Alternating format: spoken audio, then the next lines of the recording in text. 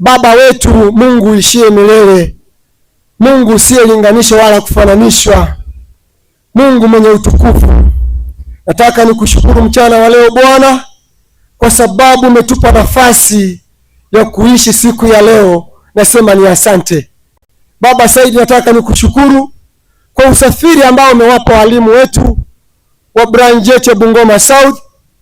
Baba, uweze kutukuzwa kule mbinguni kwa sababu ya usafiri ambao umewapa mwema, ukaweze kupokea utukufu.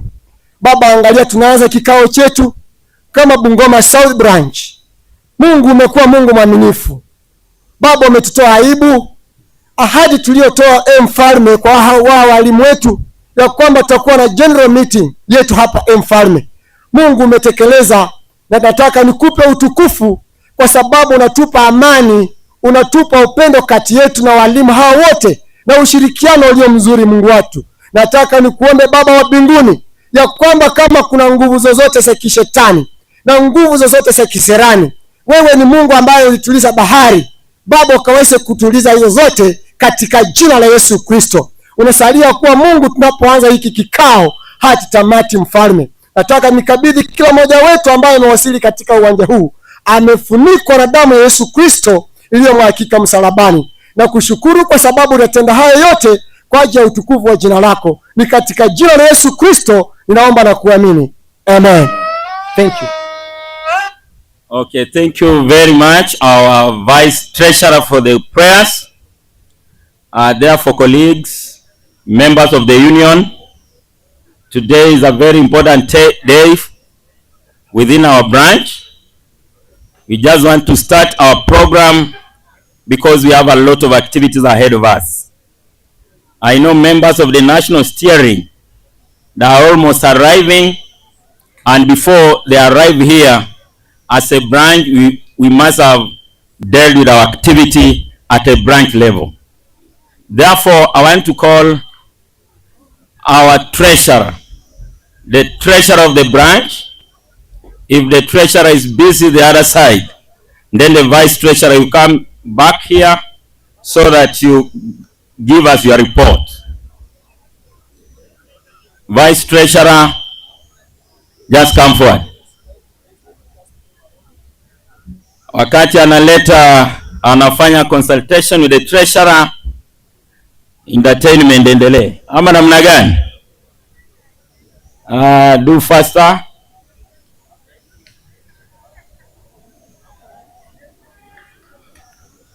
After the finance report, and then the executive secretary, my brother Ketelo, prepare to come and give a BC report. In that order, my brother, prepare to come. And then after that, I say the program is just okay. Refreshments will continue. We shall continue the exercise. Kama mwalimu umefika hapa, hakikisha umekula, iko chakula cha kutosha. The treasurer, welcome. The treasurer, I see you. Karibu sana mama.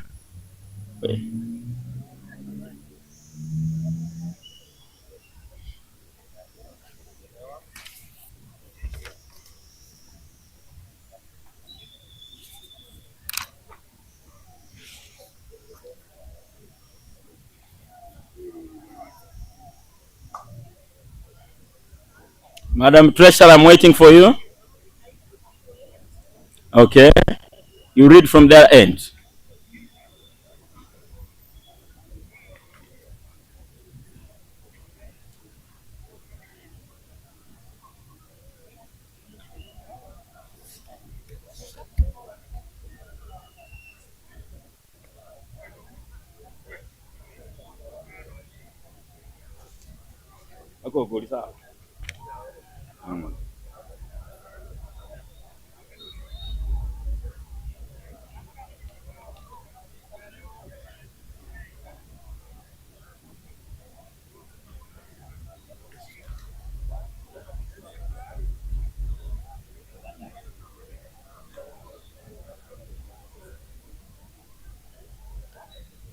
watu wa mitambo. My brother.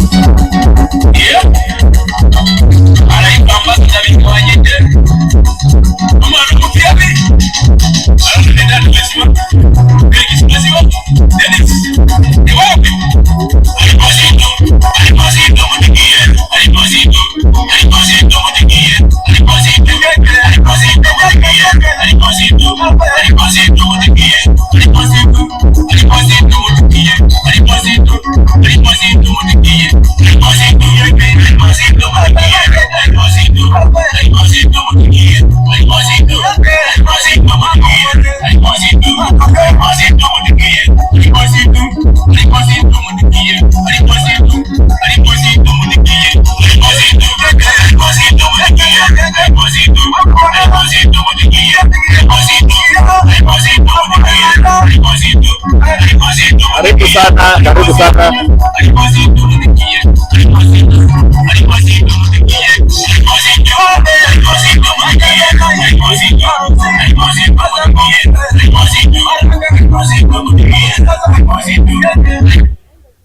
Okay, walimu kutoka Mwibale Zone fuatana na Woman Rep Bumula. Wale ambao register for the first time.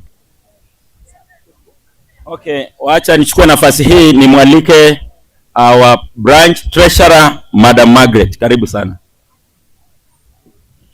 Thank you, Chairman, the guest of honor, the SG, our sister branches, colleagues, CEOs of schools, walimu wapendwa, hamjamboni.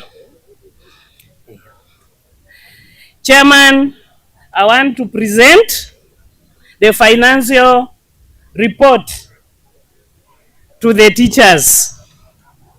The financial statements attached are prepared by Messrs. Charles and Company, certified public accountants. The period covered is 2024.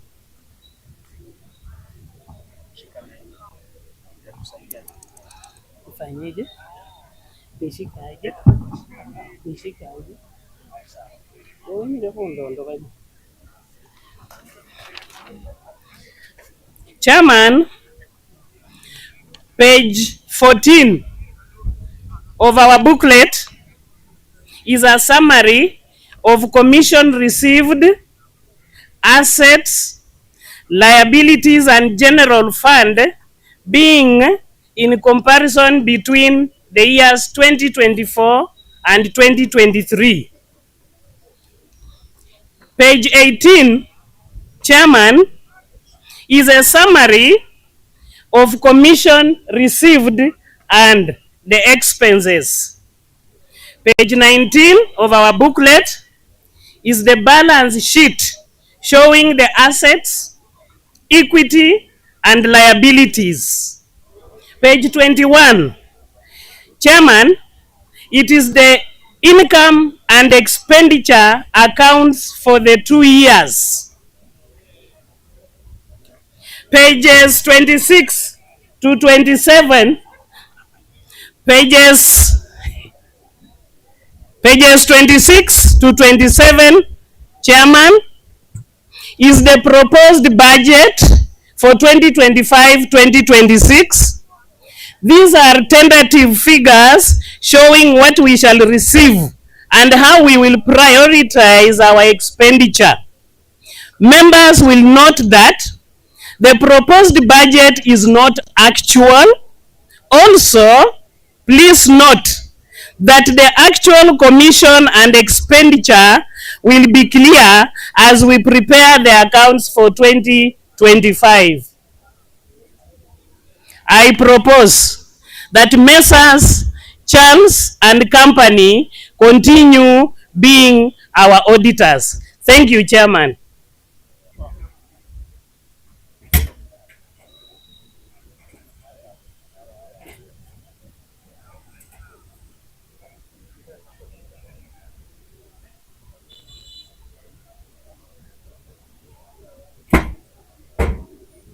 Okay, thank you very much, our branch treasurer.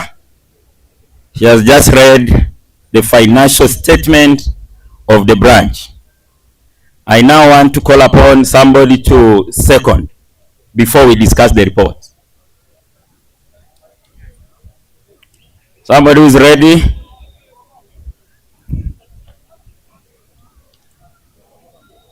Yes, my brother Namanda.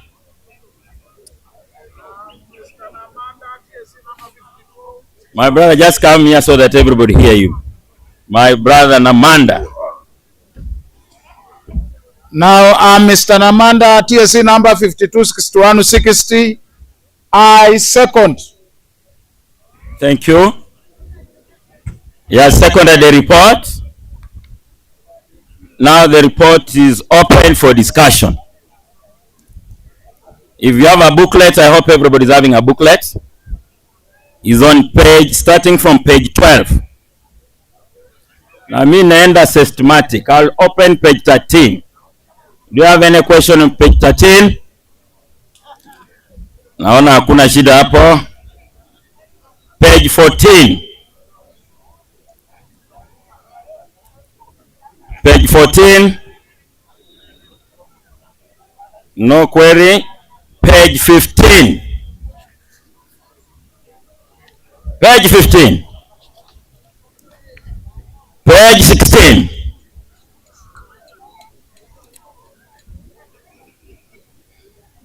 Page 16. Page 17. We have a question on page 16? Yes? Okay. So,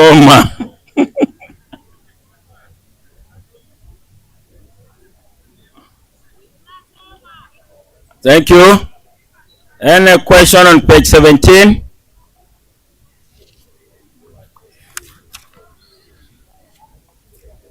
Page 18.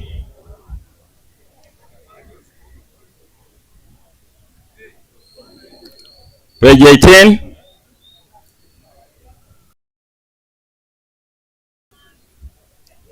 Madam, I want to give you all the time, please. Do you have a question? Kindly come forward. Ama ulikuwa unapiga story tu? Haya. Page 19.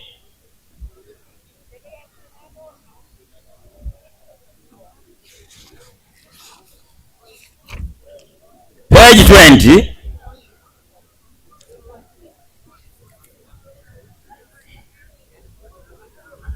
No query.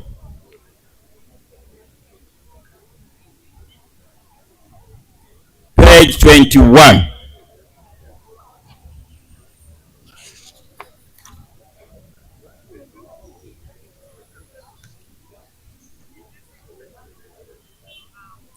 Page 22.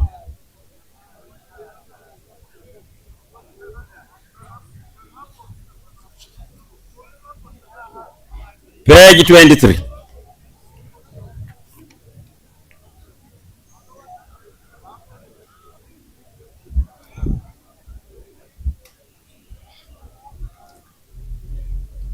Page 24.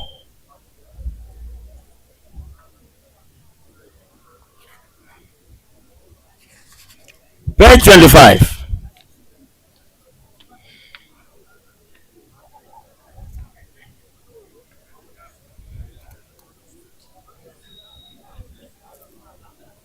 Page 26.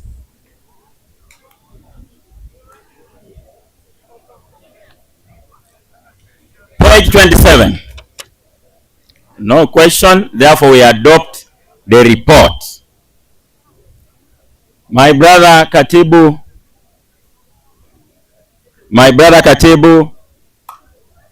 DJ, eka nyimbo tulete Katibu for the BEC report. Eka nyimbo tulete Katibu for the BEC report.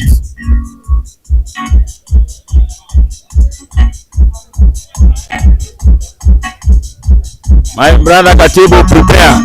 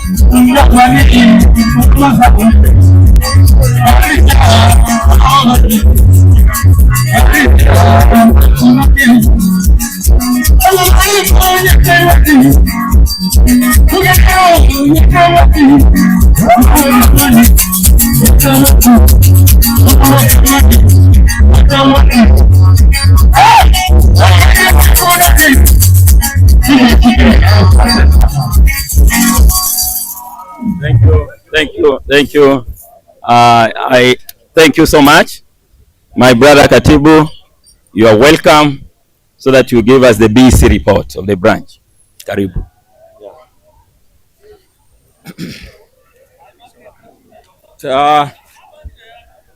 Thank you, brother Chair.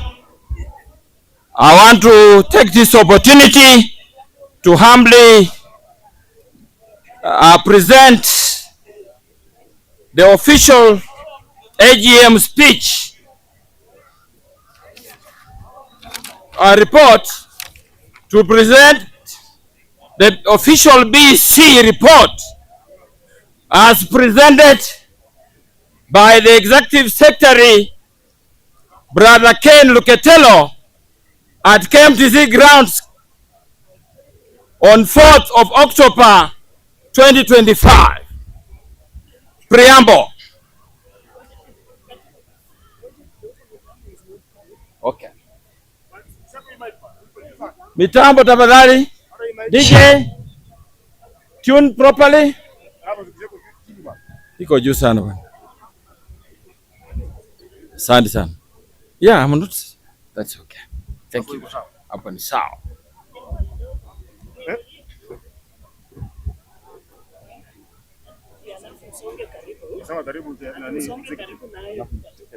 Haya. Preamble. Mr. Chairman, guest of honor, the Knut Bungoma South and Bumula Sub-County Education Office, our distinguished guests, members of NAT Regional Council, members of National Executive Council, the Western Region leadership, the Bungoma County Council members, our colleagues from other branches, branch executive committee members, representatives of teacher organizations, CAPTCHA and CASHA officials, head teachers and principals, NAT school representatives, honorable members of NAT Bungoma South Branch, ladies and gentlemen. Mr. Chairman, today, Saturday, 4th October 2025, we gather here for our annual general meeting to share important information with our members. Last year, in 2024, our branch undertook the training of our BEC members at Webuye Klama Hotel. They are now well equipped with union knowledge and are actively mobilizing as expected. I sincerely extend my gratitude to the teachers of Bungoma South for overwhelmingly electing me as the Executive Secretary in the last year's by-elections. I am deeply humbled and honored to present this BEC report in such an auspicious meeting. This is the moment when the NAT leadership provides an opportunity for reflection, accountability, and planning for the future. The report outlines critical issues, accomplishments, and challenges that call for your attention and collective dialogue. Mr. Chairman, before I proceed, allow me to call for a moment of silence in honor of our departed colleagues. Kindly members arise in honor of our departed colleagues. Sote tusimame tafadhali kwa heshima. May their souls rest in peace. Tuketi sasa.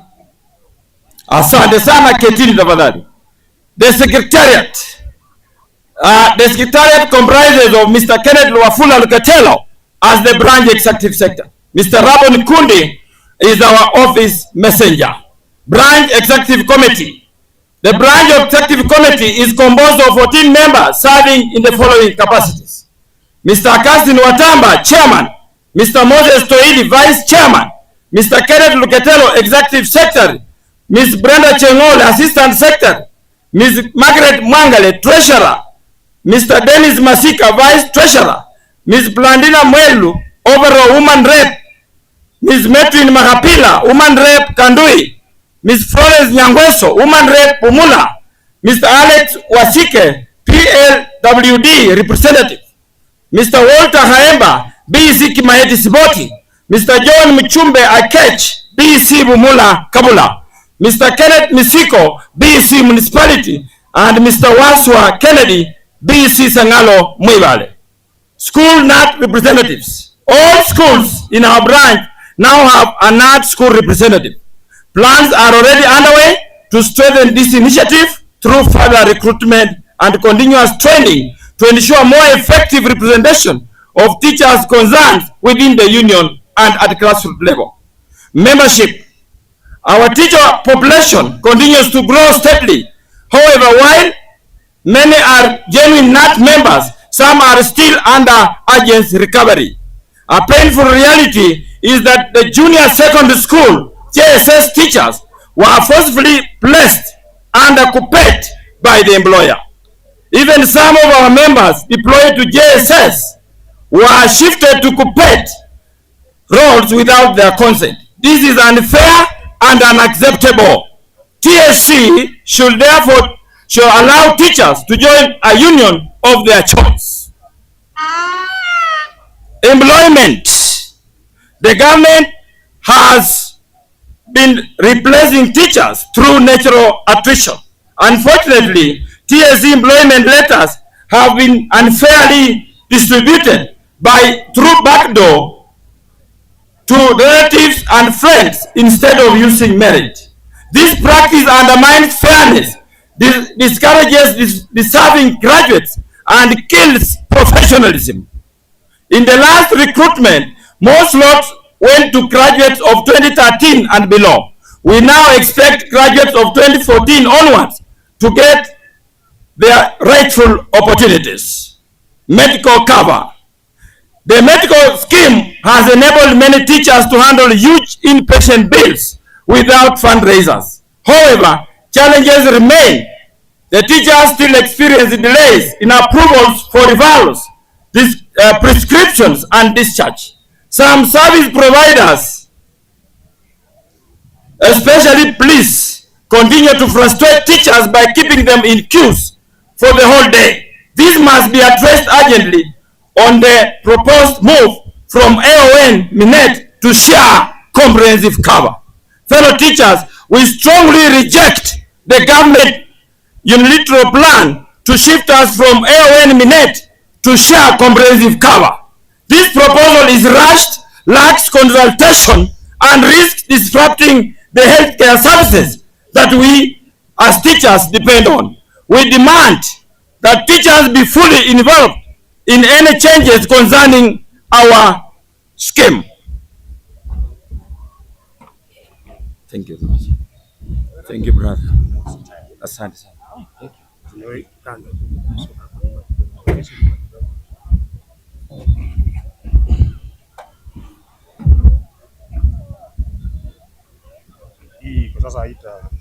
Tashika tu. Oh, iko hapo. Sawa. Thank you very much. I continue. Thank you very much. Let me continue now. I think this is a bit clear now. We strongly reject the government's unilateral plan to shift us from AON Minet to disrupting the healthcare services that we as teachers depend on. We demand that teachers be fully involved in any changes concerning our medical scheme. Until a reliable and superior alternative is presented, AON Minet should remain in place. As your union, we shall resist any attempt to impose a cover that does not prioritize the welfare of teachers. AON should just improve on its service delivery. Co-curriculum activities.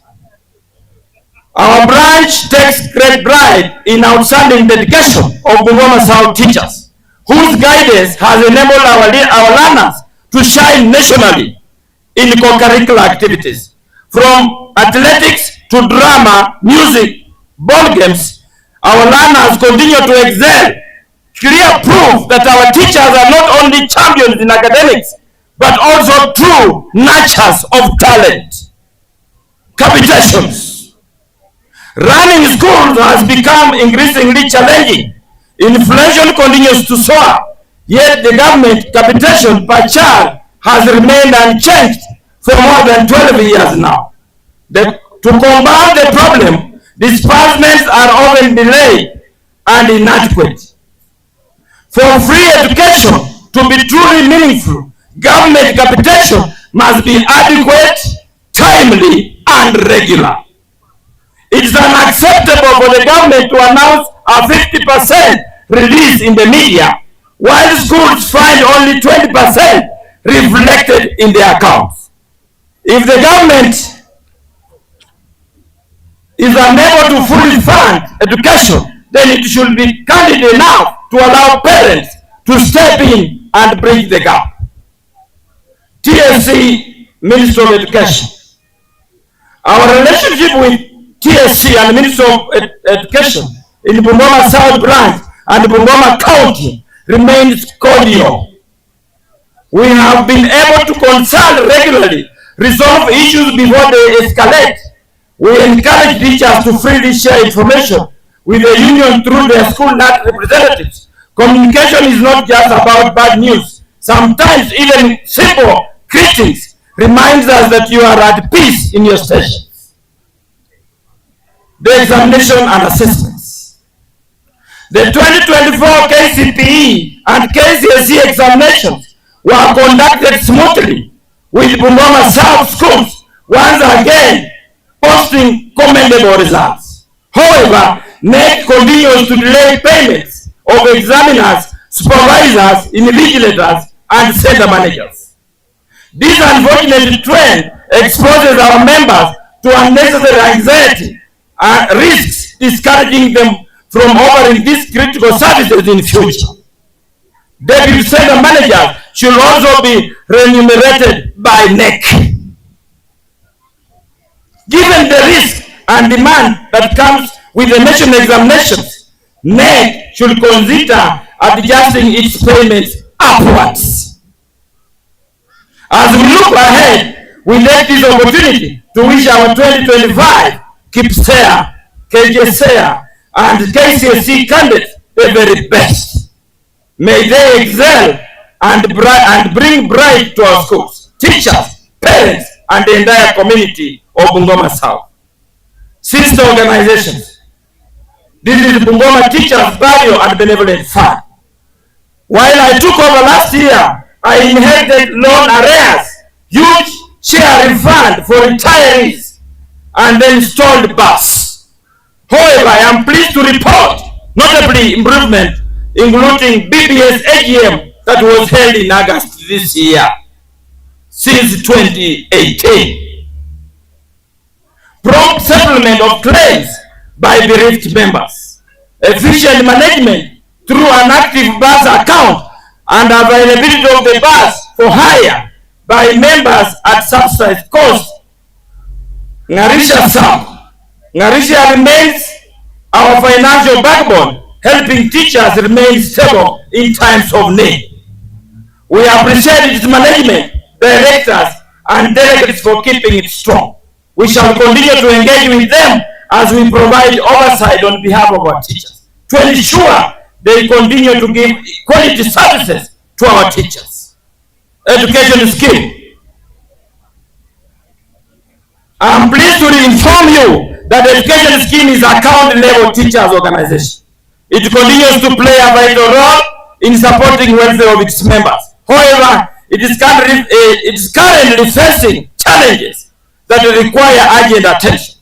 Many members have raised concerns over delays and difficulties in accessing loans, as well as problems in receiving their share refunds upon retirement and withdrawal of membership. To address these challenges, we propose that the management of education scheme be decentralized to the branch levels. Let each branch have its own education scheme. This will ensure efficiency, transparency, timely service delivery to teachers. Centralized management will bring services closer to members, streamline operations, and promote accountability within the scheme. As teachers, we believe that when the scheme functions effectively, it will enhance financial stability, strength, and strengthen trust among members, and restore confidence in the organization. We therefore urge stakeholders to consider and adopt this proposal for the benefit of the teachers. CPA State House visit. The collective bargaining agreement of 2025-2029 was signed this year. The CPA agreement is the foundation of our struggle for better salaries, allowances, promotions, and improved working conditions. It is a proof that unity and collective negotiation delivers results for teachers. Recently, our leadership had the honor of visiting State House to present these very concerns to the head of state. This was not a ceremonial gesture, but a bold step to ensure that teachers' voices are heard at the highest level. The assurances we receive confirm that our issues are recognized and will be addressed. Some benefits from the CPA and the State House visit. Previously, when the CPA was signed, it was presented in 4 phases. But after the State House visit, the phases have been reduced to 2. So come next year, July, we shall receive our final phase of this CPA. From the time we signed the CPA to date, any dismissed teachers will get all their benefits, retirement benefits, and any other benefits promptly. Thank you very much. Colleagues, our task now is to remain united, focused, and supportive of the union so that the promises made in the CPA at State House are fully implemented. The CPA is our shield. The State House visit is our testimony, and our unity remains our strongest weapon. Achievements under my leadership.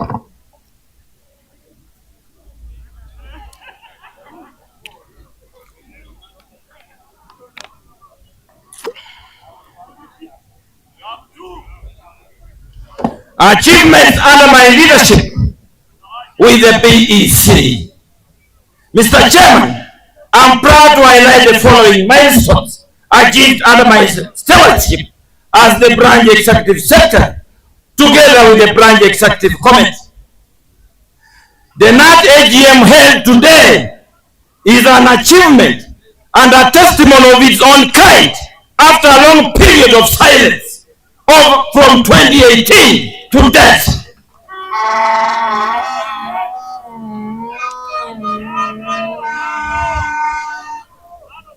relocation of our NAT office from the third floor cooperative house to Suresh apartment ground floor, room 6, making it more accessible even to teachers who are living with disabilities. In the same office, I managed to purchase new furniture. I also installed internet, which was but just a dream in the past regime.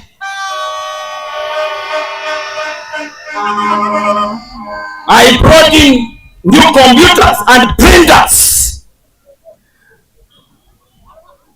Number 3, during my regime, I've also managed to foster unity within the branch executive committee.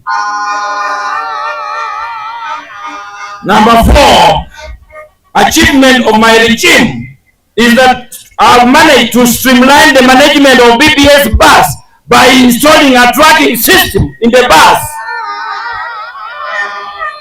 ensuring all payments are made through a bank account, cooperative bank, through a pay bill, no further cash collections.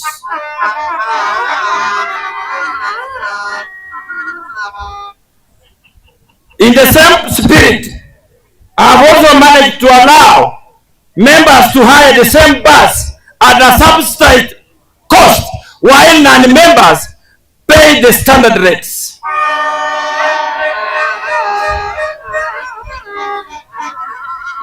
I have at the same time ensured that there is prompt payment of the burial benevolent fund to the bereaved members. No arrears. If they are, then they have not reached my desk. Defending teachers' welfare and stopping political interference in our schools, ensuring classroom teachers and school administrators operate in a friendly environment. A case in mind is the recent Muhaweli head teacher who was almost ousted, but I stepped in handy and is there to stay.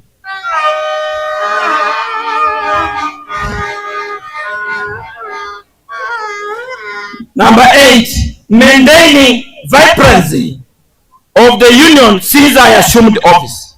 Feasting hospitalized teachers and following up on delayed approvals, declined admissions under AON Minet in every hospital.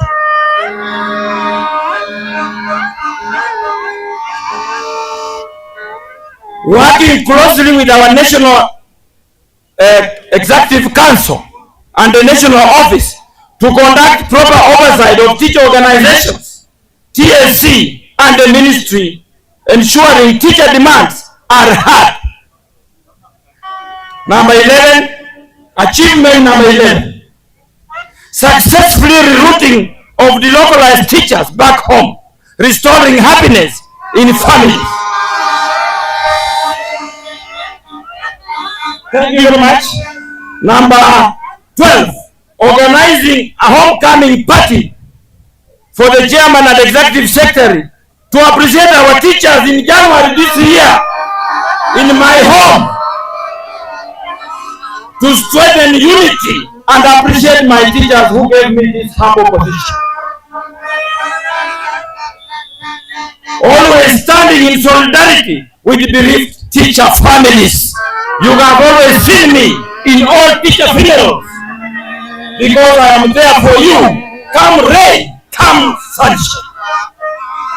Future plans for the branch. Looking ahead, our branch envisions the following strategic plans.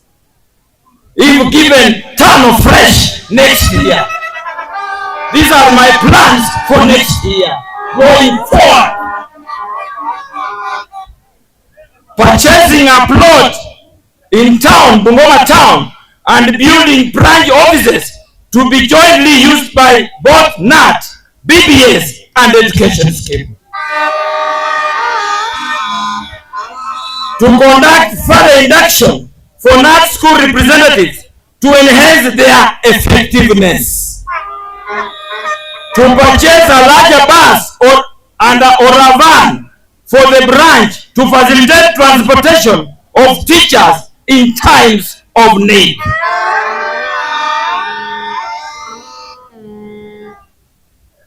Junior School, JSS.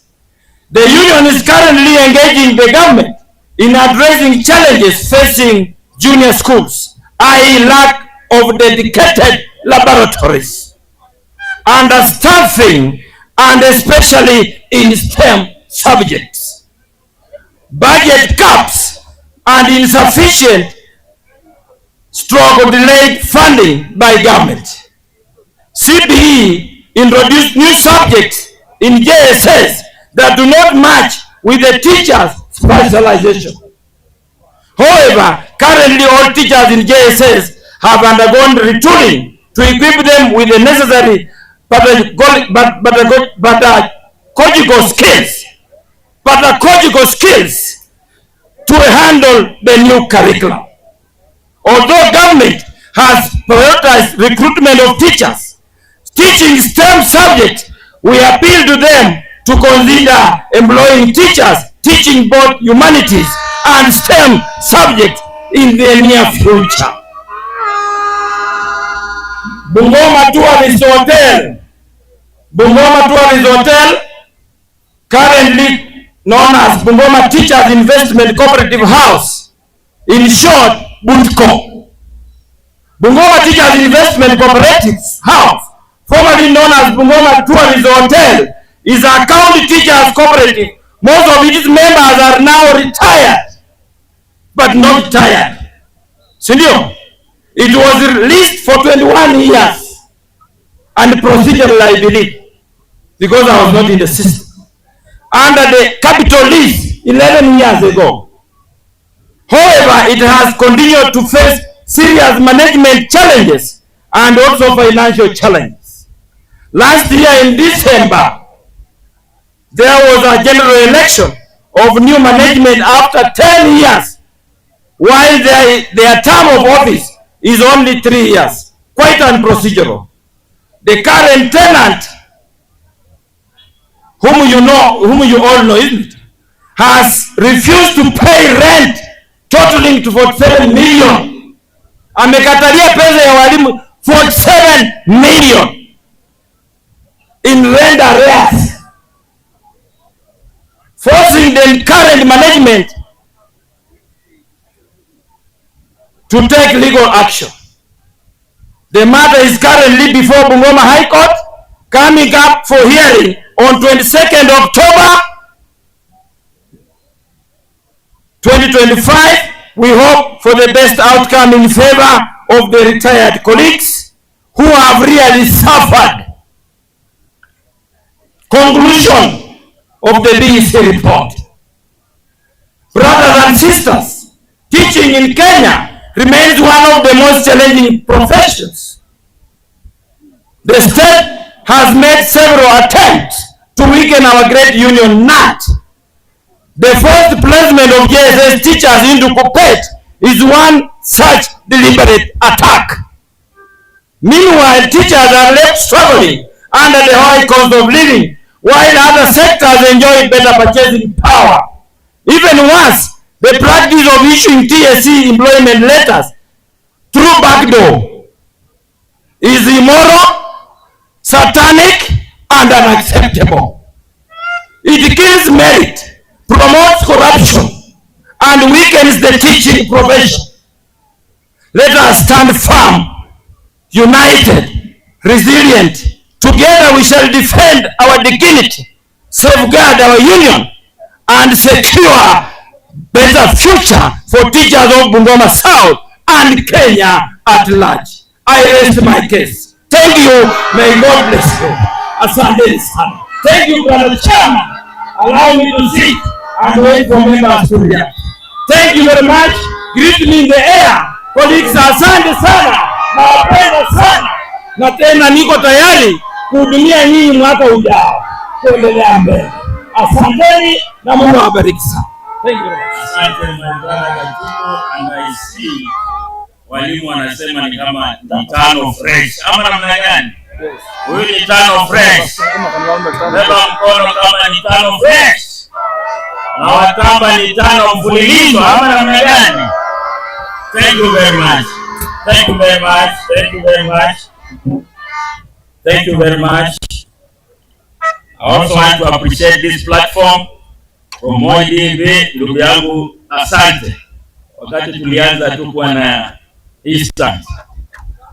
Therefore, members of the union, I know the national office is almost coming, and once they arrive, they will take over the program. But now it's time for us now to discuss the BC report. Members order. It's very important that now we discuss the BC report, which is a very important report within our branch. Therefore, I will go topic by topic. Tafadhali msikize.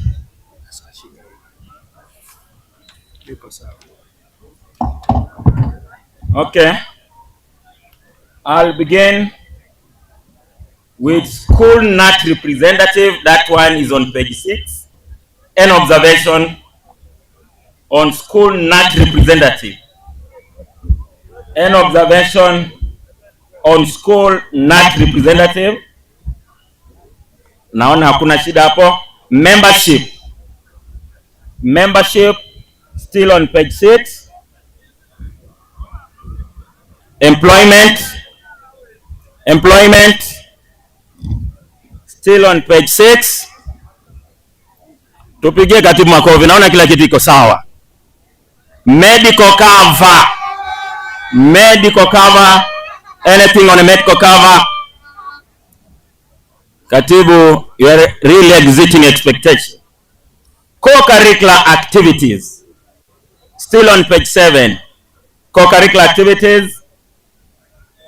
On capitation. An observation on capitation in our schools. The TSC stroke the Ministry of Education. An observation within the branch. That is on page 6. That is on page 8. The examination and assessment. Still on page 8. Sister organization. An observation on sister organizations.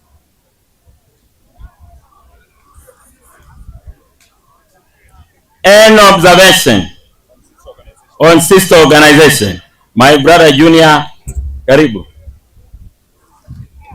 Okay, thank you very much. My name is Wilbert Nyongesa Wanyonyi, TSC Mall, Wanyonyi Junior. I just want to applaud on what is going on, but I want to react on sister organizations, whereby, according to the report, you have not touched on the metro. And most of the members here, they were affected by the metropolitan. So you can also react on that, please. Thank you. Okay, thank you, my brother, the TSC Mall. My brother Katibu, response? I think you are confusing my brother Katibu. We are discussing your report. A member want clarification on Metro Sacco. The Metro Sacco, that you did not mention anything about it. So you can come and respond. Kindly, you need to move very fast. I see the national office is arriving, and I need to end the program before they come.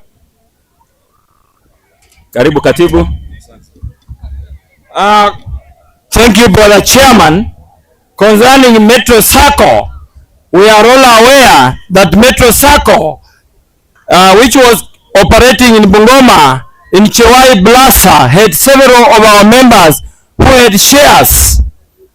As we talk today, Metro Sacco stands insolvent, and therefore all the cases we presented on behalf of members have gone bending until those matters of being insolvent are resolved before any claims can be paid. We therefore, on behalf of members, condemn the management of Metro Sacco for punishing our members. I want to, on that same note, to ask our members not to join any Sacco that is strange circles that are more mushrooming around.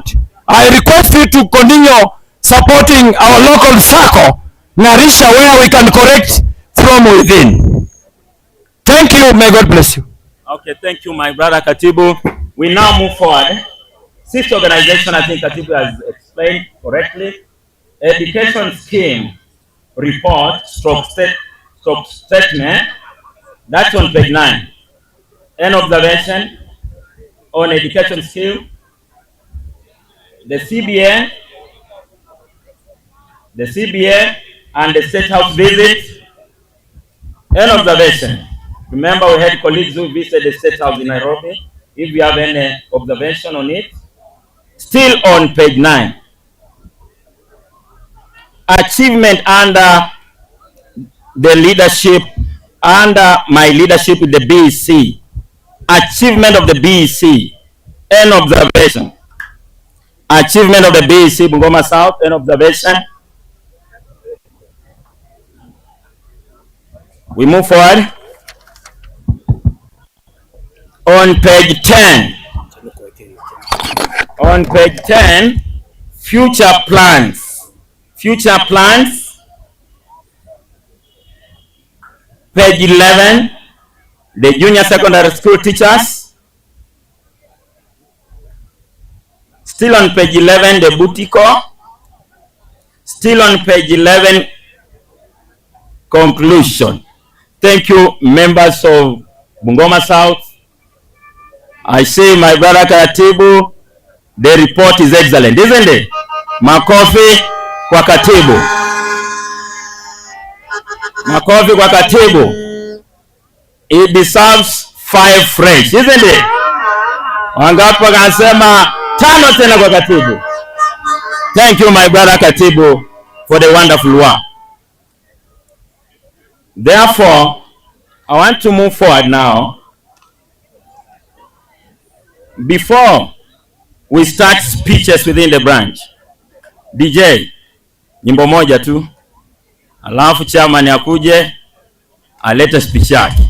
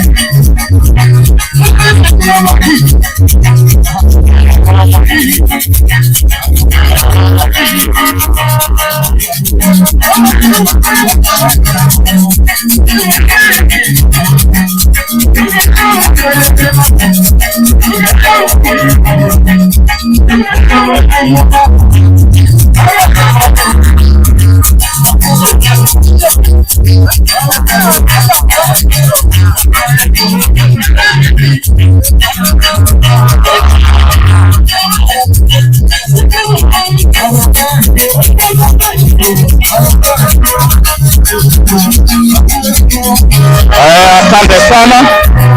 Asante sana.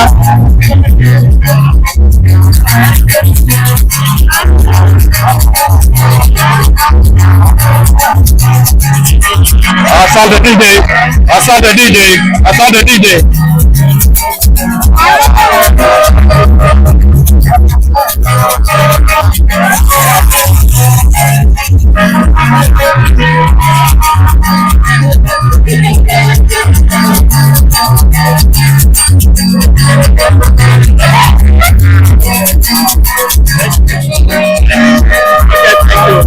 Okay, thank you very much. Thank you very much. Thank you very much. We have a special guest, and I know he's leaving. And because we are a branch with a lot of order and humility, our former member of parliament Bumola amekuja kusalamia walimu. Ameomba tumupe tu dakika moja. Mheshimiwa, karibu. Asante sana, my good friend the chair.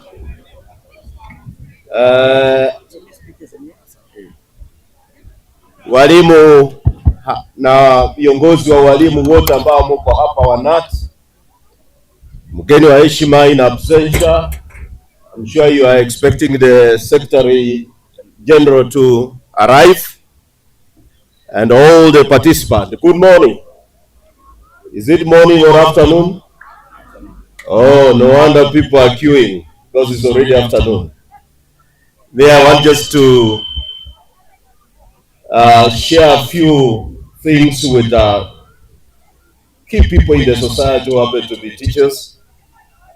And then I rush for other programs. Today being a Saturday, na nyinyi mnajua ya kwamba sisi kama viongozi ambao tumelelewa na maadili ya jamii tunaelewa that you begin with the forum of those who are still living before you go to the funerals. So I want to share a few things with you because I received your invitation, and having such a forum like an AGM, it's time to reflect. Niko hapa na ujumbe wangu, na pia niko hapa na ujumbe wa Mheshimiwa Right Honorable Speaker Moses Masika Wetangula. He told me that you had invited him to be with you here today, lakini kwa ajili ya other commitments. He had been assigned for other duties kule Meru, na akimaliza he will be out of the country later in the evening. Sasa niko na ujumbe wake. Walimu wamesema ya kwamba you've been his defense. Umesimama na yeye during hard times and during even good times. Yeye akaniambia kwamba and you can count those things he has done among your colleagues. You know yourself, I don't need to mention. Like today, a few of you are in good positions, courtesy of the speaker. Na mimi, walimu, when you see me defending a leader that is above us, I have a reason. I had the privilege to work very closely na hii serikali yenye iko. Na nimekuja kugundua kitu kimoja. Bale bebase kwata kulana baonishe kunyola mu serikali wanataka.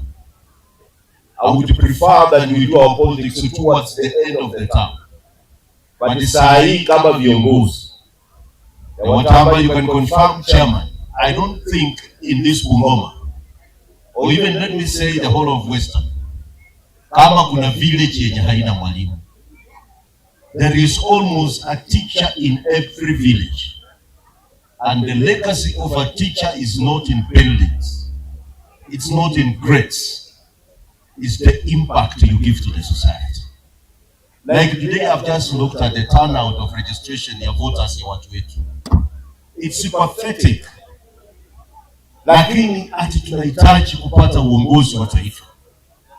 Mimi naomba mwalimu, because you have an influence, your self-worth cannot be compared to anybody else.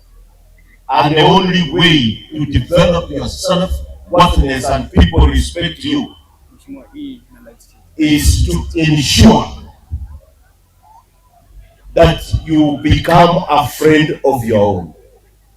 When you become a friend of your own, the judgment that you are going to make on behalf of the society will have a long-lasting impact. Leo hivi viongozi ambao tuko nao, if people are complaining in the village, if people are complaining in the society, mwalimu should not complain, because it's the teacher who gives direction. Nyinyi mkiamua ya kwamba tuwe na watu katika maofisi ambao who do not even feed the officers, teachers can do that.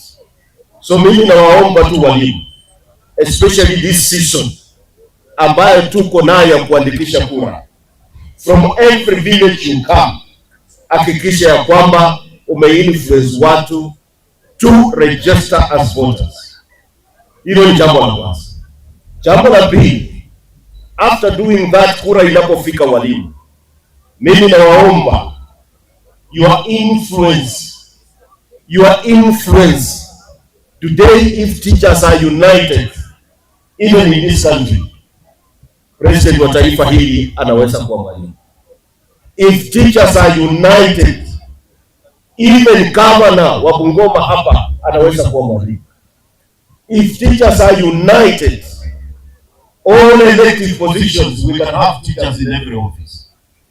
So it's upon you, because politics is life, and don't ignore that. Mkiwa hapa, please, you are the mirror of the society.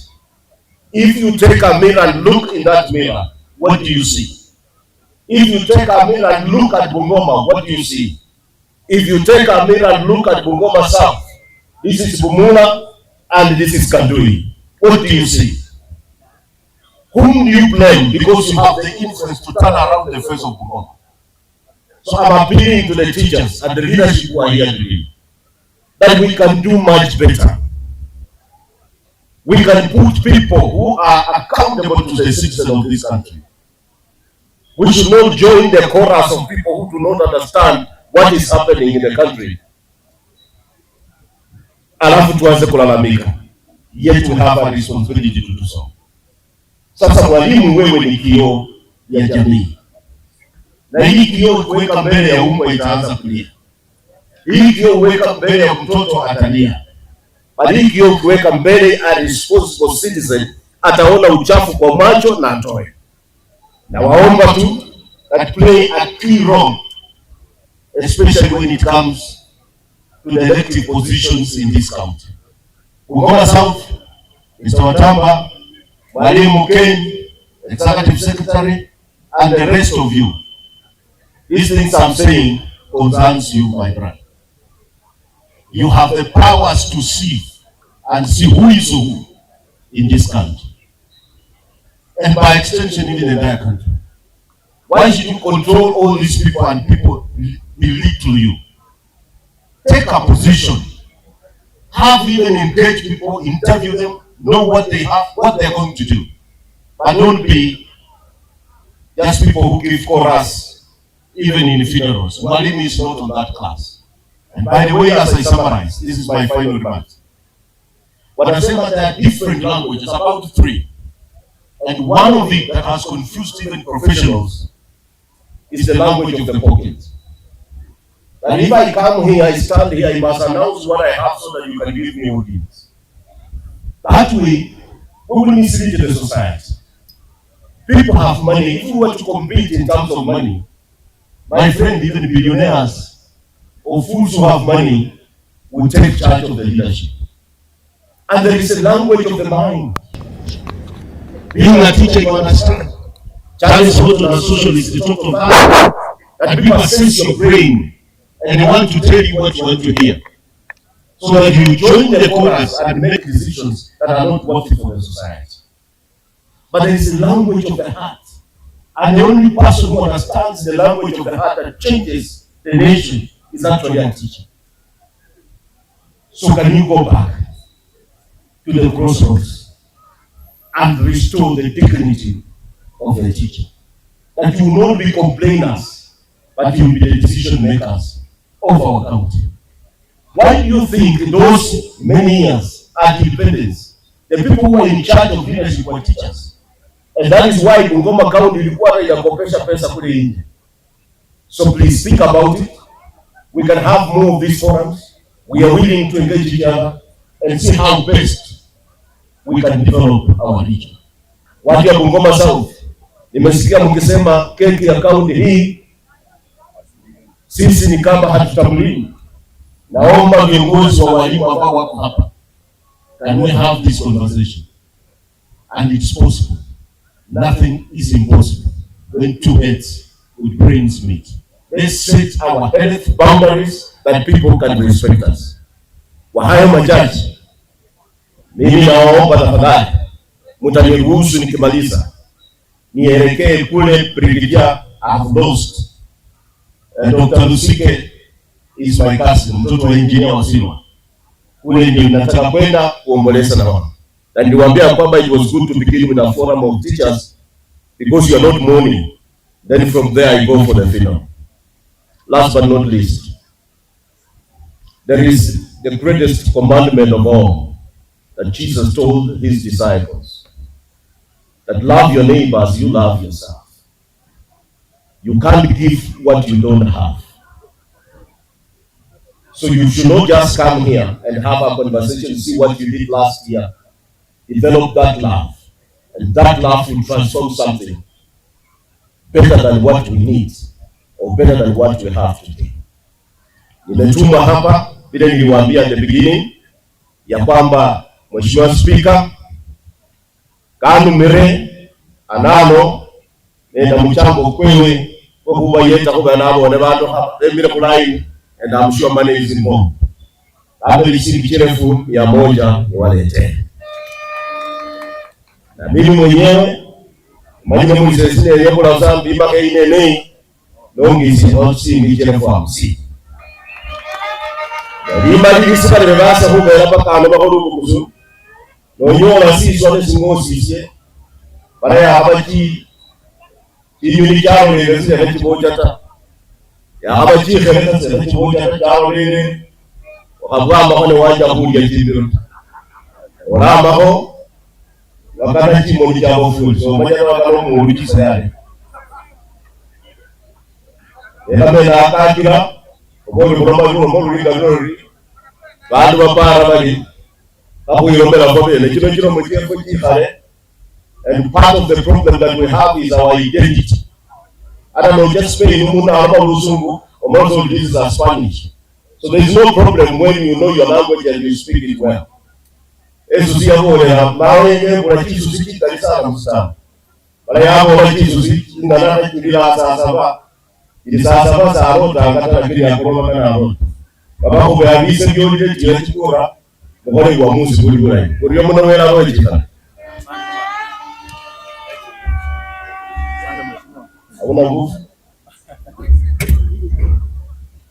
This is 150. Who is your treasurer? Ama ni nani napeana? Chama JC. Thank you. Wala ramufuko to. Wala ni abachuri. Amunde hule njendile ho mule bose wena bochi. Executive secretary alinitumia ujumbe, treasurer akanitumia ujumbe, na mimi kwa vile ni mwaminifu, hata executive na wale ulimbulu heko si uru hatu oromo limbendele uru ha uru ore baba ko menyuma unganya na chiri wera ro ichika. Wapi makofi ya mheshimiwa? Walimu wapi makofi? Kwa hivyo sasa kwa heshima na taadhima kuu ningependa kumleta leader of delegation, chairman of the Knut Bungoma South Branch, atupe hotuba yake. Wapi makofi ya Watamba? Watamba tano tena au namna gani? Karibu sana mwenyekiti, and talk to your teachers. Karibu.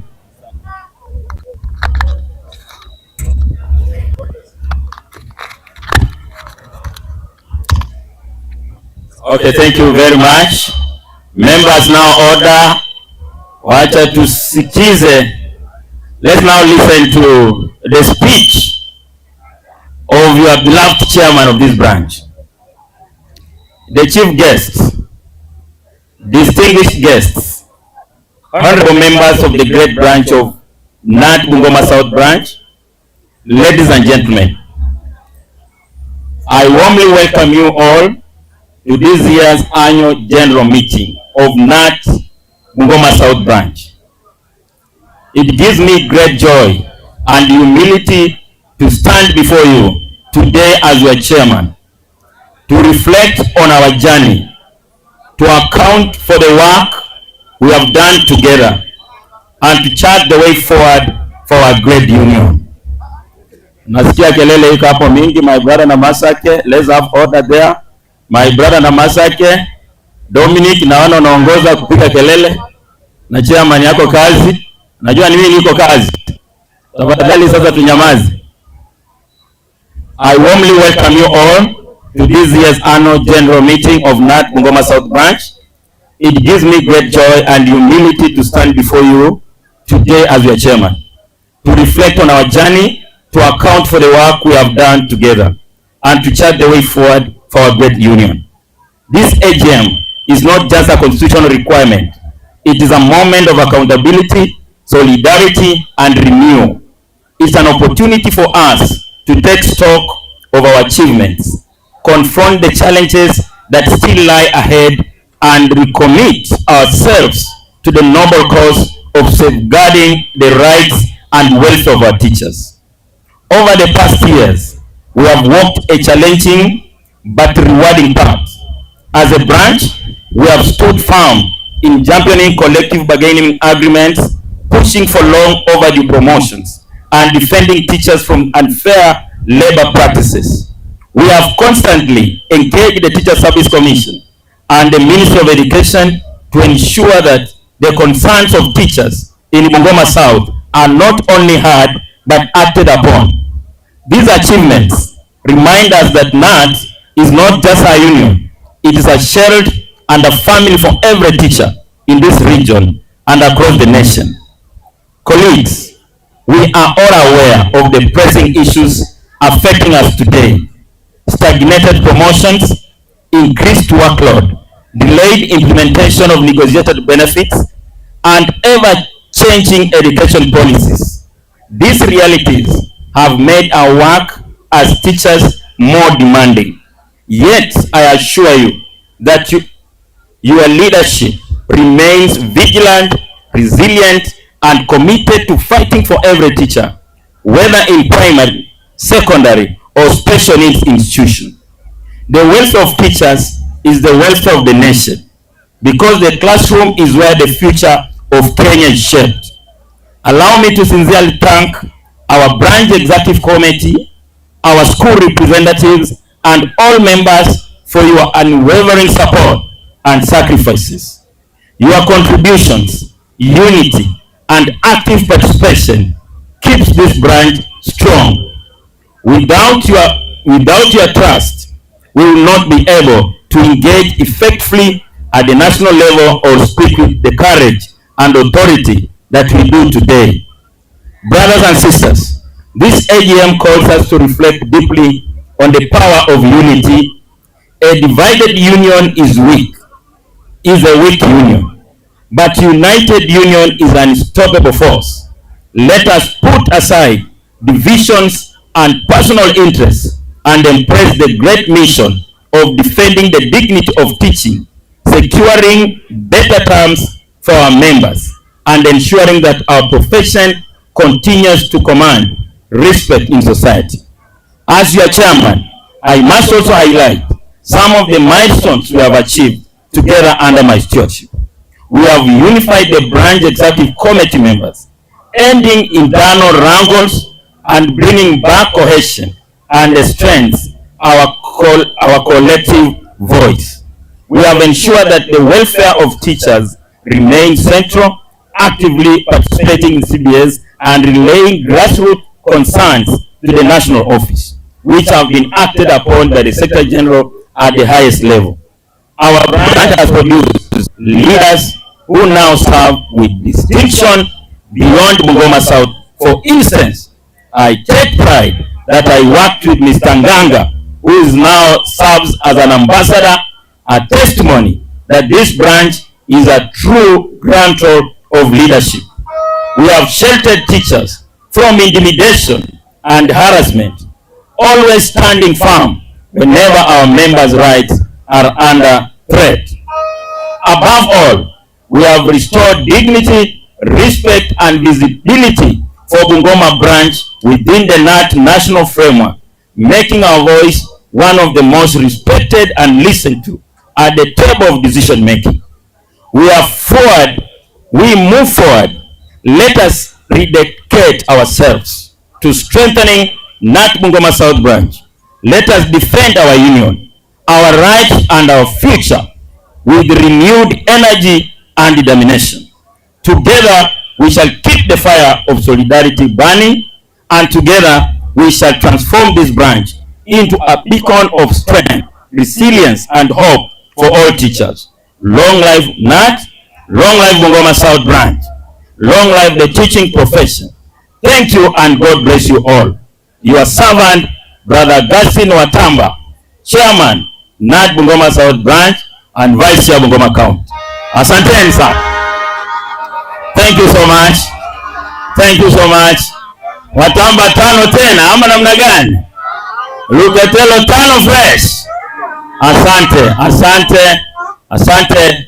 Now we want to move forward. I want to recognize the national steering, the national office, the guest of honor, the Secretary General. Ameingia amekaa hapa.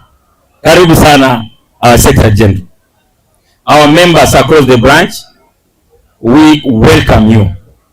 Tuendelee tu pole pole. Pesa ziko hapa nyingi kama nyasi, hakuna wasiwasi. Chakula iko tayari pale. Tusikue na kelele tafadhali tunapoleta viongozi wengine kuja kuongea. I also want to recognize our Secretary General is represented by the National Treasurer, Brother Kenneth Nyamwade, NEC 1, Brother Masika Moses is also here with us. And then advisors to the Governor, Madam Jemima, representing our Governor. She's here, Madam Jemima. The woman rep, aspiring woman rep, Madam Naski Baba is also here. Our beloved Member of Parliament, Bumola, Mheshimiwa Wamboka is here with us. Secretary, Executive Secretary, Teso Branch, Brother Geoffrey Ekasiba is here with us. Assistant Executive Secretary, Bungoma East, James Wekesa is with us here. Executive Secretary, Bungoma North, Brother Christine Sifuna, karibu sana. Madam Grace, Equity Bank Representative, karibuni. I see the heads of institution Bungoma South and Bungoma Branch. We salute you, our seniors. All members of the BEC who have come today, we welcome you on this important day. I now take this opportunity to welcome the Executive Secretary, my brother Kenny Luketelo, so that you come forward and introduce the BEC, introduce the leadership of Bungoma South. I want to recognize the former chairman of this branch, my brother Victor Kakenyi Nduma. Victor Kakenyi Nduma ako hapa.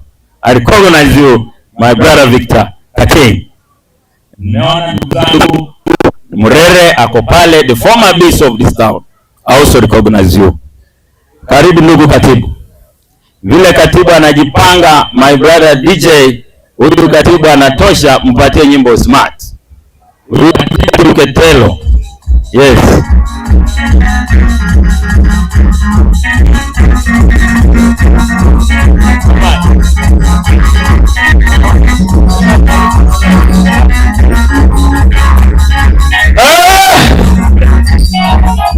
Onekeza wewe.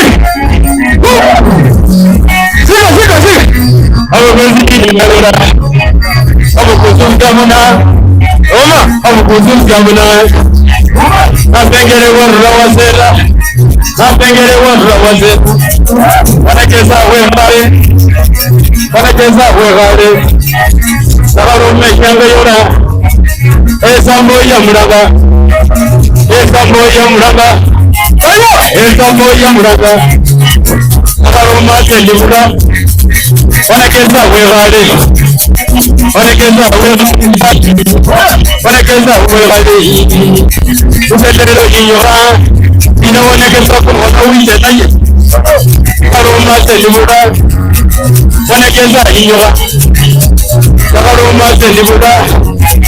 Uketero wegale. Uketero wegale. Uketero wegale. Alikati kalina. Mata mugulatina. Mata mugulatina. Omukokosi mungu. Omukokosi mungu. Omukokosi mungu.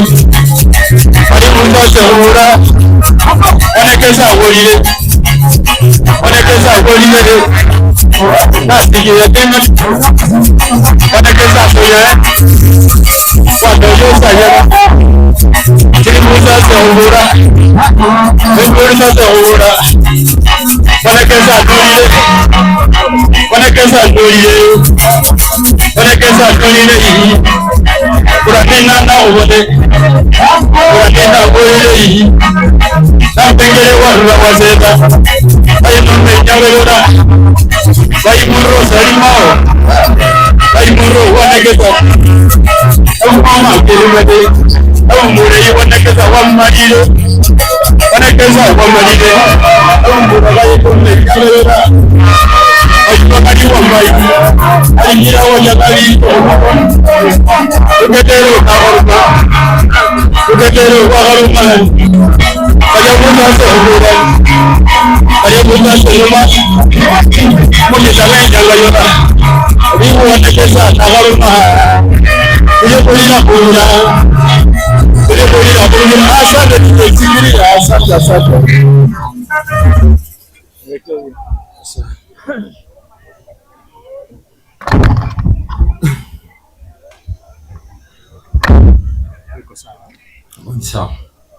Thank you. Our chief guest, who is none other than our deputy national treasurer, Brother Kenneth Nyamwada, representing the Secretary General. I want to take this opportunity. Allow me, the chief guest, to introduce the teacher leaders in this branch, starting with the capture leadership. Kindly come forward for introduction. You are very important people in this regime of Ken Lugetere and Augustine Watamba and the entire BC. We recognize the capture leadership as a very important wing and partner in the education sector. Kindly move forward to save on time, because our chief guest has a flight back to Nairobi at 3 p.m. to organize for tomorrow's event. You realize tomorrow is the World Teachers Day, and Kenya National Union of Teachers is privileged to organize that event in more international. We just need one representative, but the rest of the capture leaders who are present, head teachers, kindly just stand up and wave wherever you are. So I just need the two capture chairs for Bumula sub-county and Bungoma South sub-county. The rest of you kindly stand and wave. I start with Bumula capture leaders. Walimu wakuu wa shule Sabumula. Just stand wherever you are and wave. Thank you for coming, colleagues. Asante sana. Mmekuja kwa wingi sana. Najua wengine wako kwa line huko ya kupokea transport reimbursement. Na wengine wana pata something for lunch. I want to tell you, colleagues, this is the only branch in the Republic of Kenya where teachers go for an AGM and have lunch and transport reimbursement.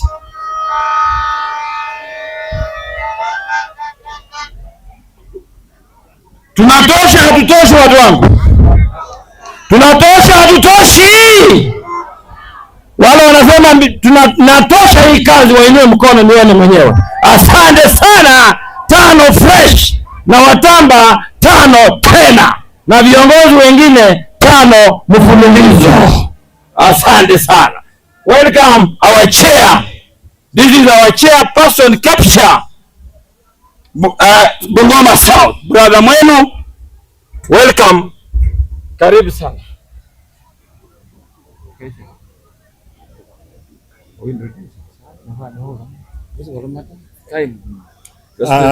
Thank you, our Executive Secretary, our dignitaries present to represent our Executive Secretary, Sir Collins Hendoyu.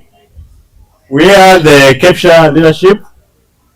I am the chairman, Capture Bungoma South, and with me, I have the chair, Bumola, wherever you are, sir. In the absence, Nasema HOIs from Mola High. Welcome to this very auspicious occasion, AGM KNUT.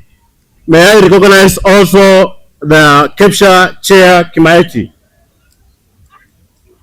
In the absence of the same, head teachers from Kimaiti High. We want to thank the organization for this event. Today is a special day, and as the Capture leadership, we want to say that we support the activities of the Kenya National Union of Teachers, and we want to say that in the little space you have occupied these offices, you have led us well, and where you need improvement, please seek our advice. We can always give you what's necessary to make this branch a special branch, remembering that this is the heartbeat of Bungoma County, and therefore you must give the direction because you remain the light. Thank you for giving an opportunity to say a word of encouragement to the rest of the membership. Asante Katibu. Thank you. Thank you, our Capture Chair, Bungoma South. Next is the Capture leadership. Capture. Ngarisha Sako. Next is Ngarisha Sako leadership. One of the directors can come forward and speak on behalf of the delegates who are amongst us. Directors, karibu sana Madam Consolata Matua, our director supervisory Ngarisha Sako. Karibu dada yangu. Okay, riding on the protocol already observed in our midst, I want to take this ample opportunity to say thank you, Katibu, for the wonderful event that you've organized today. Before I move further, Madam Consolata Matua at Ngarisha Sako, I'm the supervisory, and by extension, I'm also a delegate representing Nyanga Base. That is in Kimaiti sub-county. As I stand here, I also want to take this opportunity to recognize all the delegates from Bungoma South Branch, that is Kandui and Bumola. Wherever you are, delegates of Ngarisha Sako, kindly may you rise and just wave to the congregation wherever you are. Delegates from Kandui and Bumola, where are you? Thank you so much for representing Ngarisha. Ngarisha is a financial institution ready to stand with you when you have a financial problem. We are here to empower you financially. So we just urge all other members who have not joined Ngarisha, kindly join Ngarisha Sako so that we work together to our intended destination, that is financial or economical growth. To our Katibu, I want to say thank you once more. You are doing a wonderful job, and we shall work with you together to your desired destination. Asante sana. Thank you, Ngarisha Sako. Next is our BBS and education scheme. I want a representative from each of those organizations. 1 minute each. In the interest of time, you can also see the weather is not promising. Anytime it can start raining, we better save time. That is BBS education scheme. Officials. Okay. Okay, thank you our katibu. Mimi naitwa Kenneth Munuya nikiwa mwenyekiti wa education scheme. Nasema ya kwamba sisi tangu tupata brother Ketelo, we are doing very well with him. Otherwise, teachers, I want to encourage you to join in large numbers so they will be able to enjoy the service of education scheme. May God bless us all. Thank you. Thank you so much. Naomba wenzangu wenye tunafanya nao kwa BBS wasimame au wakuje. Mkuje ndugu zangu. Wanakuja. Mimi naitwa Titus Bufuru nikiwa chair at BBS Bungoma South. Kulingana na kazi ya katibu yenye anafanya, ametuwekea kazi kabisa na tumetimiza. In CBC or CBE tunasema exceeding expectation. Continue oversighting the NAT BBS. Thank you so much. Introduce yourselves, my friends. I'm Benjamin Makoha, BBS Treasurer, representing Kabula Bumula Son. Kwa majina naitwa Mtama Winslaus, I represent municipality. Thank you. Thank you for the chance. Katibu. Asante sana. That is BBS and education scheme. We move to the banks. The banks that are represented here today. I can see Equity Bank, our partner with our teaching profession. We welcome you to say one word. Karibu Equity Bank. Thank you.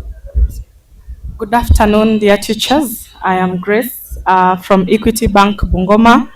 On behalf of Equity Bank, allow me to say happy World Teachers Day in advance, which is tomorrow. Na mbarikiwe zaidi, karibuni sana Equity Bank, banki ya kila mtu. Asanteni sana. Schedules nitaweka pale nyuma ya that table. You can access them. Have a good afternoon. Thank you, Equity Bank. Thank you. We shall continue partnering with you as teaching profession.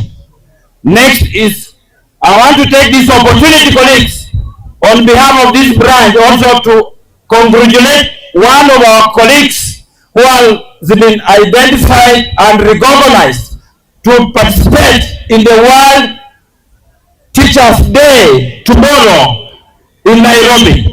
Madam Carol Nganga, straight forward.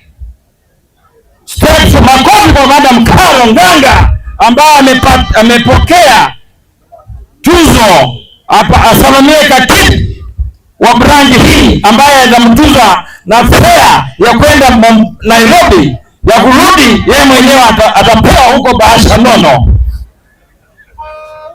Madam, step forward, katibu. Asante sana. Makofi kwa Madam Carol Nganga. She is one of us. Our branch has been identified.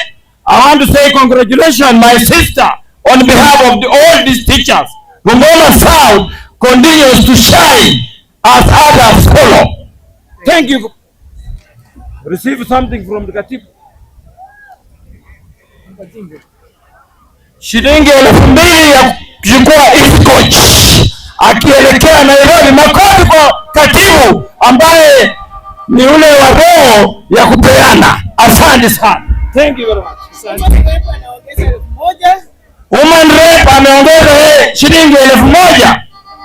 Thank you very much. Anybody who can add Madam Samsea from our leadership, Management and group, I want you to, don't disturb the sitting. You want to disturb the guests with the unnecessary greetings. I know what you are looking for from those leaders. Can you be patient?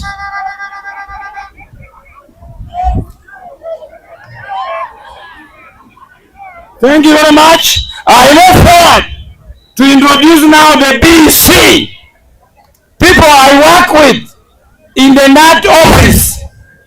kindly step forward the leadership of Knut Bungoma South, BEC. Some of them are serving teachers in different quarters, but those available, move forward so that I complete my part as I sit down. Kindly, colleagues, move forward. Save time, the BEC, Knut Bungoma South, branch executive committee members. Wherever you are, I think I'm audible enough, and I want to believe you will save time so that we can complete the program before it starts raining. On my far end is Brother John Akech Mujumbe, the BEC, Kabula Bumula Zone. Next is Brother Walter Haemba, the BEC, Kimaeti Siboti Zones, also known as Kiongozi. Next is Brother Moses Toili, Alliance Engumu, also known as Engumu, the Vice Chairman. Next is Madam Brenda Chemoli, my Assistant Secretary. Next is Plandina Mwelu, the branch overall woman representative. Next is Brother Augustine Watamba, our able chairman. Thank you. The one speaking is my brother Ken Luketelo, Executive Secretary Bungoma South. And the able Executive Secretary. Makofi kwa Executive Secretary. Kiongozi mchapakazi. Kiongozi shupavu. Thank you. Next here is Brother Alex Wasike, a representative of teachers living with disabilities. Going forward, teachers. No, she's here. She brings her letter first. Thank you very much. In the interest of time, allow me to end there by only one parting shot. Colleagues, you know how I found this branch. I've come a long way. The branch Bungoma South was forgotten in the history of other branches in the Republic of Kenya. Today we are here celebrating the achievements that I have managed to achieve with my entire BEC in the short time I've been in office. For only 9 months in office, you can see what I have achieved. I want to believe that you have seen by your own eyes and you have heard by your own ears. Come next year, let nobody confuse you to take back the branch to the old days and the dark days that we have moved out of it. We have only one problem in this branch, colleagues. There's a brother here called Smetwe. He is an enemy of unity in this branch. I want you to avoid him the way you can avoid Blake. He is one guy who wants a branch to continue getting divided through handouts. And I want to say here for free, Symmetry, the teachers of this branch have no time for you. Stop interfering with our unity. We are ready to move forward. Remember that you have nothing to offer apart from cheating teachers that you are an MPA. What is MPA? It means monkey business activities. We are tired of you, and very soon we are coming for you as a branch. The national office, I want you to assist us. Stop this nuisance from this guy. I'm tired as an executive secretary to be diverted from serving teachers to divert my attention to you with your nonsense. With those many remarks, allow me to take this opportunity, colleagues, to welcome the National Executive Council member, Brother Masika, who will in turn weka wimbo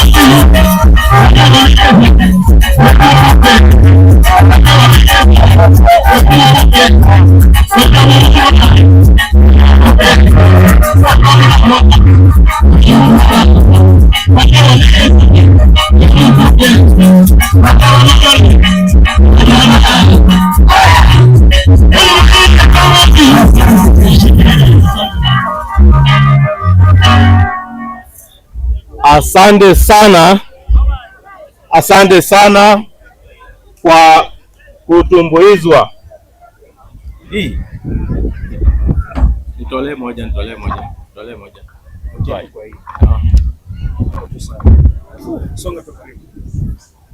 Thank you so much, our National Treasurer, who is in representing the Secretary General. Walimu wote wa Bungoma South, hamjambo. Hamjambo tena. Wageni wetu ambao wamekuja katika hii function wakiongozwa na wakilishi wa Secretary General, our Member of Parliament na walimu wote. This is a very big day for Bungoma South, as has been shown from the attendance. For a National Treasurer, I want to take this opportunity to recognize the branches that have come to join Bungoma South in celebrating their AGM today. Nikiwatambulisha, tutasema solidarity, alafu mnasema power. Not Bungoma South. Solidarity. Solidarity. Not Bungoma West. Solidarity. Solidarity. Not Bungoma North. Not Bungoma North. Solidarity.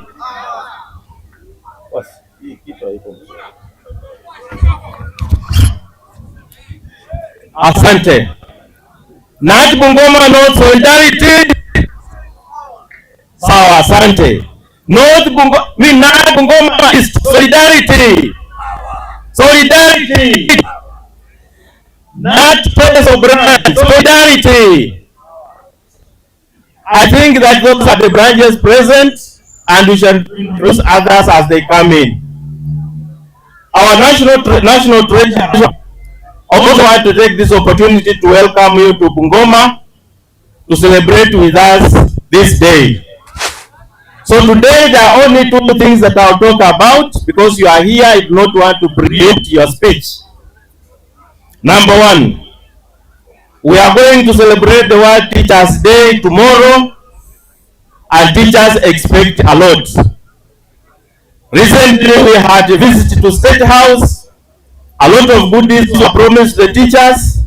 We want those things implemented as during the World Teachers Day, when we celebrate tomorrow. The second thing, our national treasurer, is the issue of SHA. Kenya teachers have had issues with their medical cover. Kenya Kenyan teachers have had issues with the medical cover. And where we are not satisfied with the proposal that teachers also become join SHA only as their only medical provider. We have had issues with the MINEP, that's well known, but we have a feeling if these problems that we are seeing from SHA continue, then the teachers of this country will be willing to go on the street to demand for a better medical cover. Walimu, mambo ya SHA mnakubali? Mnakubali kweli? Tena mnasema tawe? Yes, from what you can see from National Treasurer, the teachers of Kenya do not want to be included in SHA, and we are ready to go to the street to defend ourselves. The other thing is the recent state visit. Sisi tunashukuru the president for inviting us to Nairobi to his state house. Sisi tuna bahati because we were lucky, because we only used to know Kenyatta, Moi, Kibaki, Uhuru na Ruto ndio wamelala state house. Lakini some teachers also had opportunity to spend in state house. Kwa hivyo when they write the history of this country, hata walimu wako hapo ndani. We want to appeal that all those issues that were passed by the president are implemented. They touch the heartbeat of the teachers, and we are happy some of those things are being implemented. We want to thank the president for that. Na wale ambao wanakejeli walimu, we want to tell them waende polepole. Wewe kama si mwalimu na huku kuzungumziwa maneno yako, ngoja wakati yako itafika. We thank our members of parliament represented here by Mheshimiwa Wamboka. Mimi nataka kushukuru sana binafsi because you have always stood with the teachers. Your contribution in parliament huwa tunaona tunasimama na walimu. And even when we were in Mombasa last year, wewe ulikuja ukasimama na sisi when we were winning that election. Leo nimekuona hapa. We would like all our politicians to act like Msawamboka. Na wale wengine ambao waka hapa, najua kama Jemima pia alikuwa mtu yetu. Tunaomba kama njia zinafunguka, usisahau walimu, si ndio? Kama njia zinafunguka, we want to see that you also assist our teachers. At that point, our national treasurer, I want to invite you to introduce the visitors that are around and address the nation from here. Today, the whole nation is here. It wants to listen, to get a report from the Secretary General, who is represented here by none other than Brother Nyamwanda. Tulete kamuziki kidogo, ili tulete mgeni wetu wa heshima. Leta ile muziki mzuri ile yenyewe. Huyu ni mkisia anaelewa hii kitu, tafuta ile kitu mzuri mzuri. Karibu.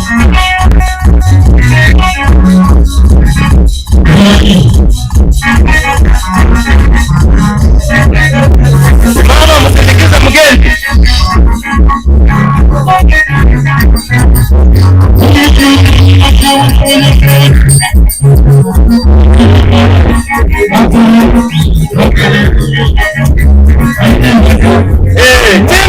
Tende sasa.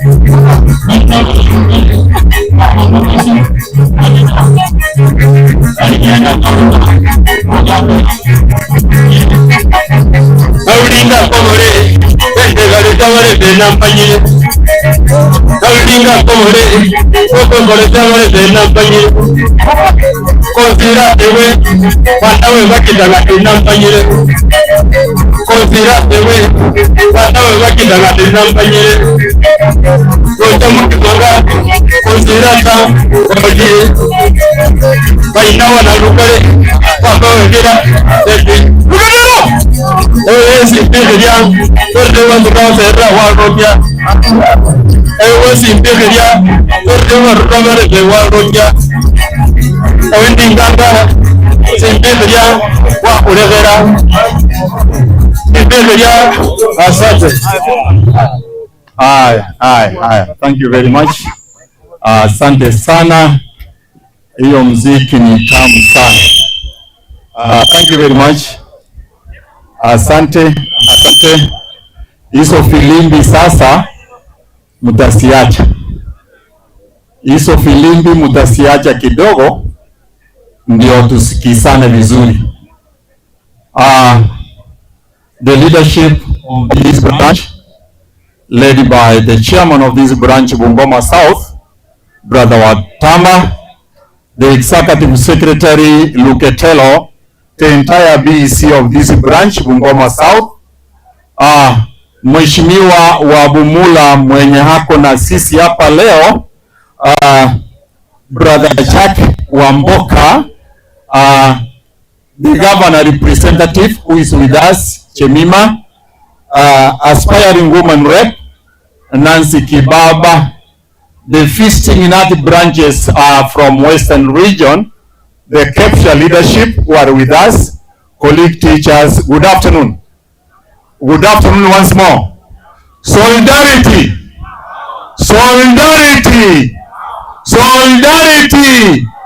Ya solidarity ya kwanza ni power, ya pili ni pesa, ya tatu ni forever.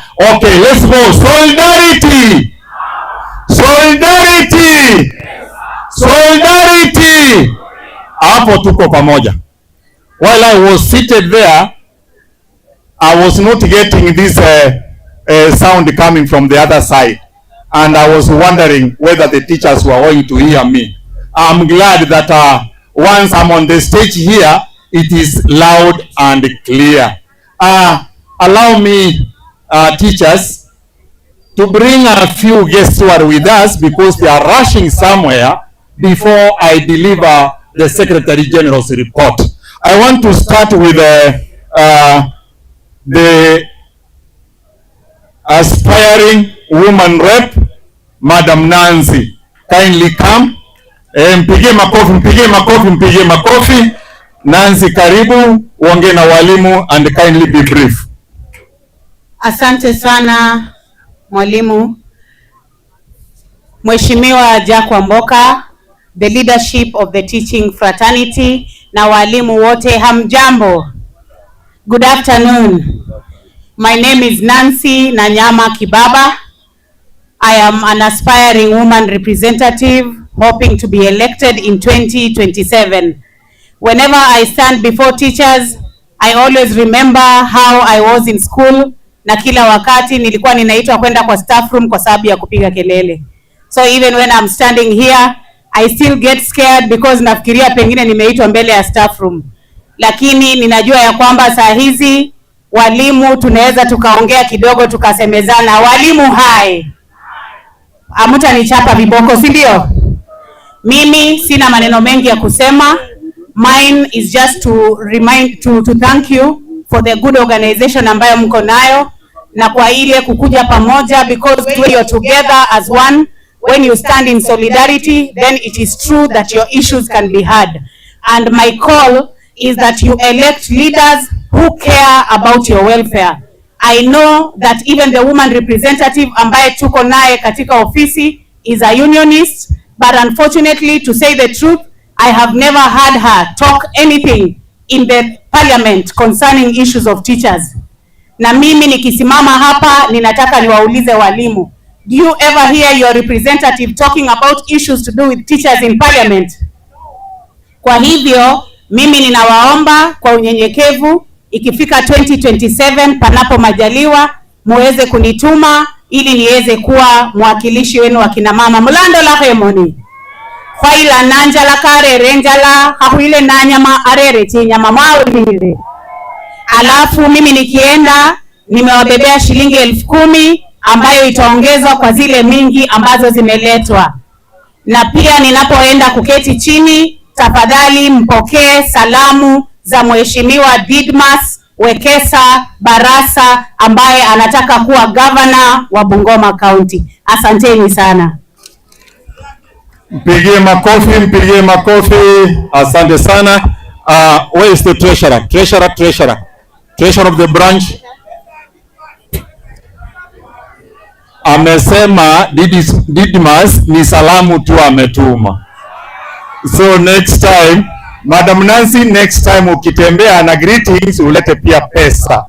Amesikia, mpigie makofi. Asante sana. Governor representative Madam Chemima, pigia Chemima makofi. Governor representative huyu atakuwa na kitita kikubwa kwa maana ni representative ya governor. Karibu sana Chemima. Chemima used to be woman representative Mount Elgon, so she is one of us. Karibu sana Chemima.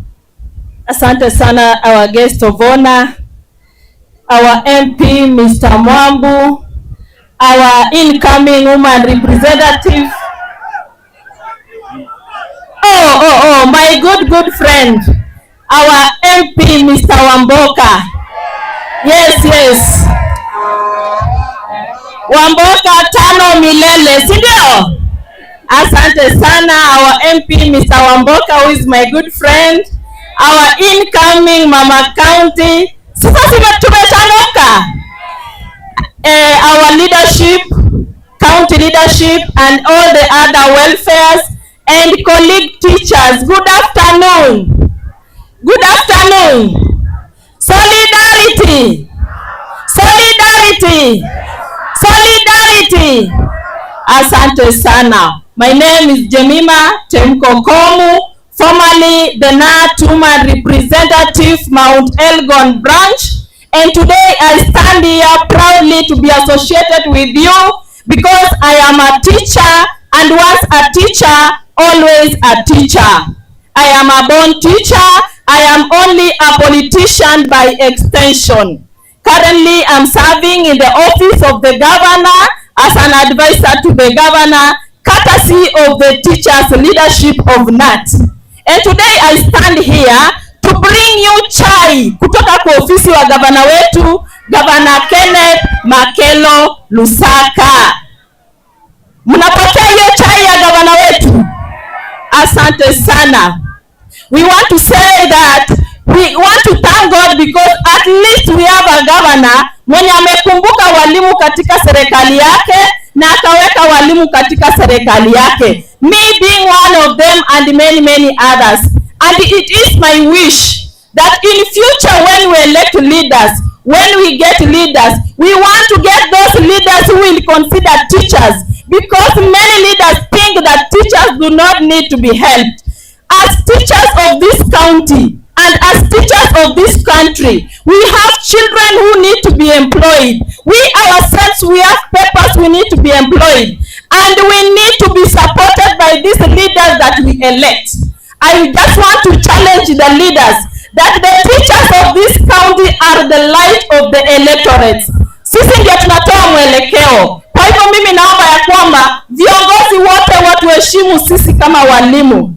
I get so disappointed when I see our retired teachers wananyimwa pesa zao na haki zao kwa hiyo tourist hotel.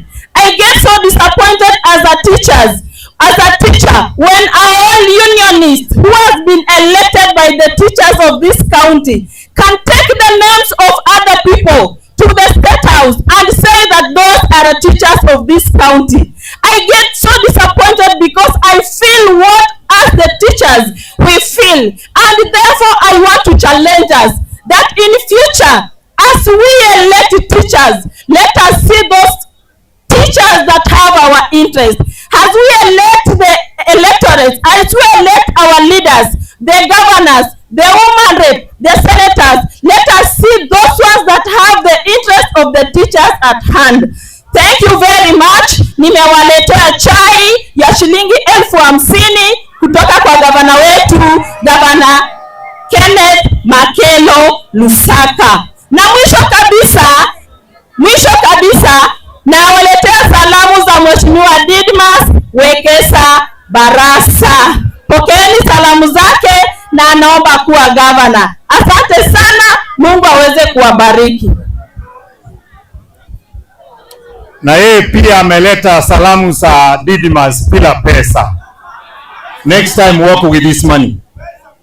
Thank you very much, Madam Chemima, for those good remarks. Solidarity! Solidarity! Solidarity! Remember, with us here, we have our Member of Parliament from Vumula, who is going to talk to us. And I could wish that when he will take the floor, kindly let us have maximum silence so that we listen to him. Before I bring Mbunge, I want to bring the Education Office, Teacher Service Commission, our brother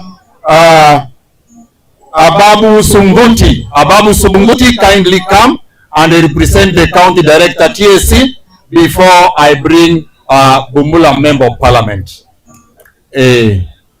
Karibu sana, wako pamoja na brother Aricha from Nyamira. Aricha, come for introduction. Then Sunguti will make he will make remarks on your behalf.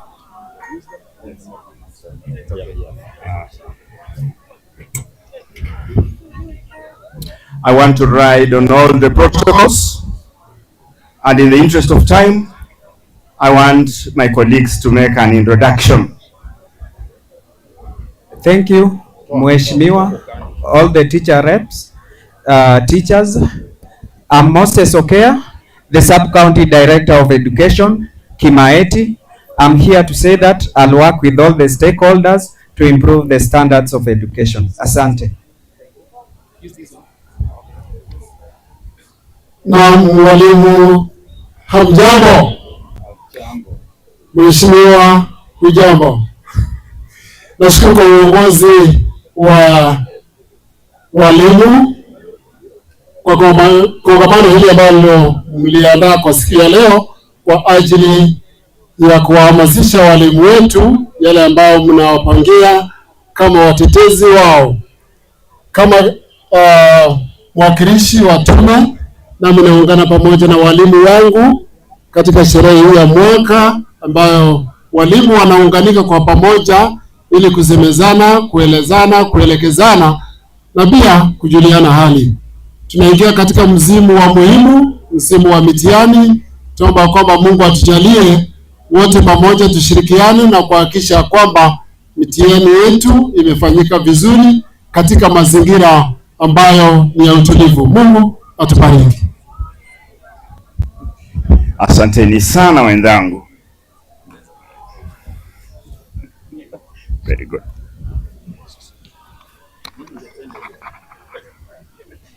For media purposes, kindly use this.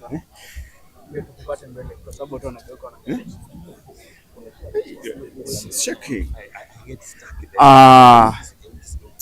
As already mentioned, I want to ride on the already established protocol. And this is what I want to say about the Teacher Service Commission and the union. The Teacher Service Commission. Okay. Very good. Now, ladies and gentlemen, I want to mention that the Teacher Service Commission is the child of the union. Before the union came into existence, teachers were not national. Teachers were grouped either in churches or in other organizations. So when the union came into existence, they decided to nationalize all the teachers. And that is what the founders of the union did. And the Kenya National Teachers of Unions, the NAT, was the union that brought the teachers of this country together. Those of you who are as old as I am and older, you remember Adongo, you remember Ketumanga. These people found it very necessary to make sure that the teachers of this country operate as a national entity. And that is when the Teacher Service Commission was born. I also want to mention, ladies and gentlemen, that when the 2010 Constitution was being brought into birth, some members of this country did not know where to go. It is the union of this country in the teaching fraternity that insisted that the teachers were not going to be devolved. Some entities are now regretting why they were devolved. The Kenya National Union of Teachers insisted that the Kenya teacher should remain up as one nation. Sometimes we wonder when we see the union and the Teacher Service Commission quarreling. But even in our homes, once in a while, we have seen the son and the father quarreling. But our importance as an entity, our objective is one, to promote the education of this country.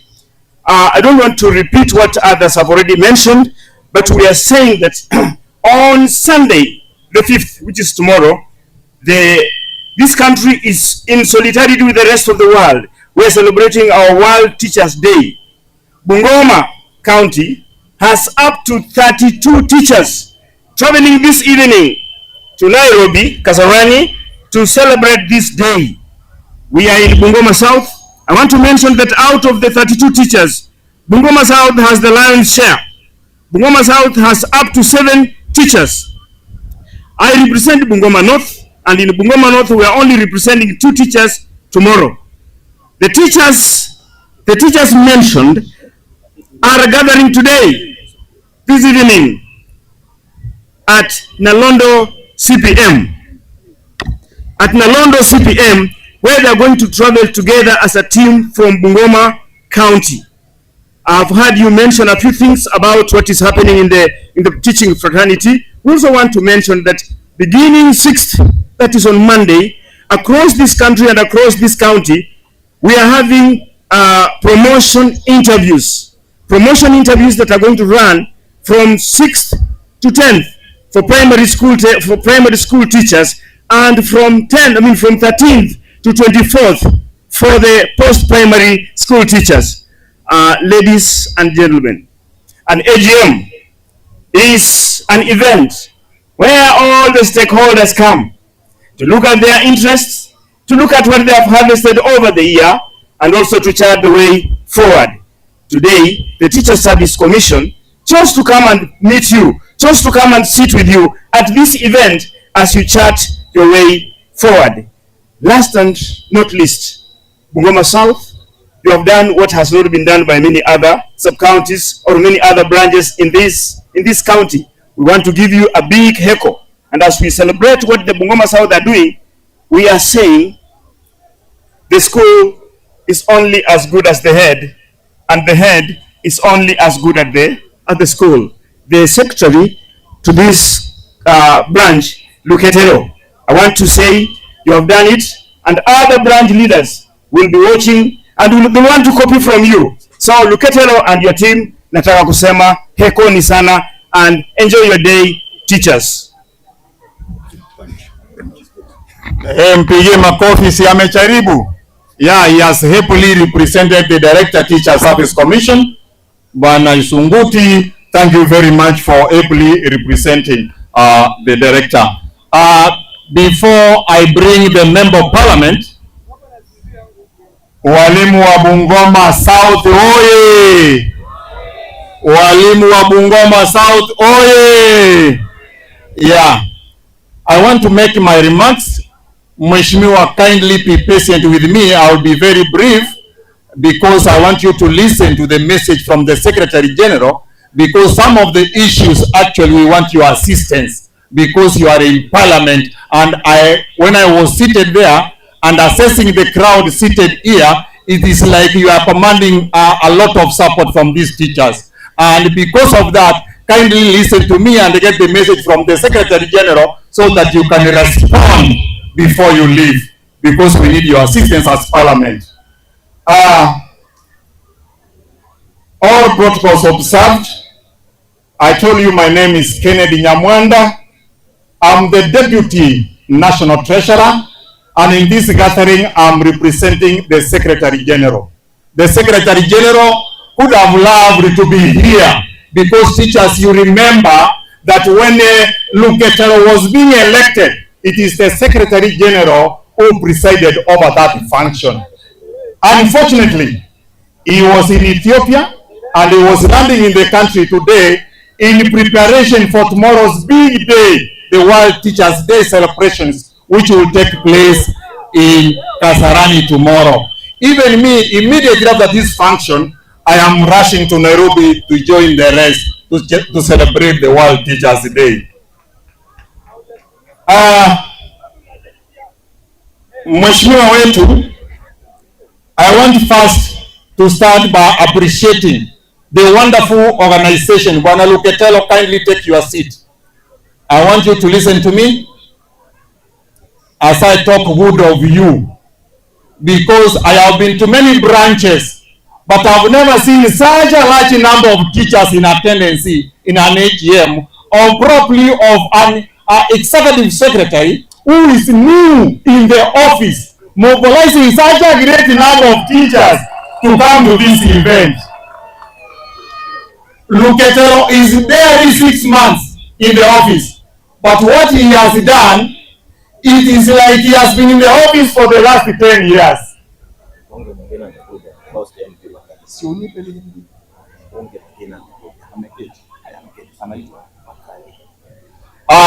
Before I proceed with my remarks, allow me to recognize the arrival of our area member of parliament, Mheshimiwa Makali, as I proceed with my remarks. Mheshimiwa Makali, karibu sana, karibu sana. Karibu sana, karibu sana. Karibu sana.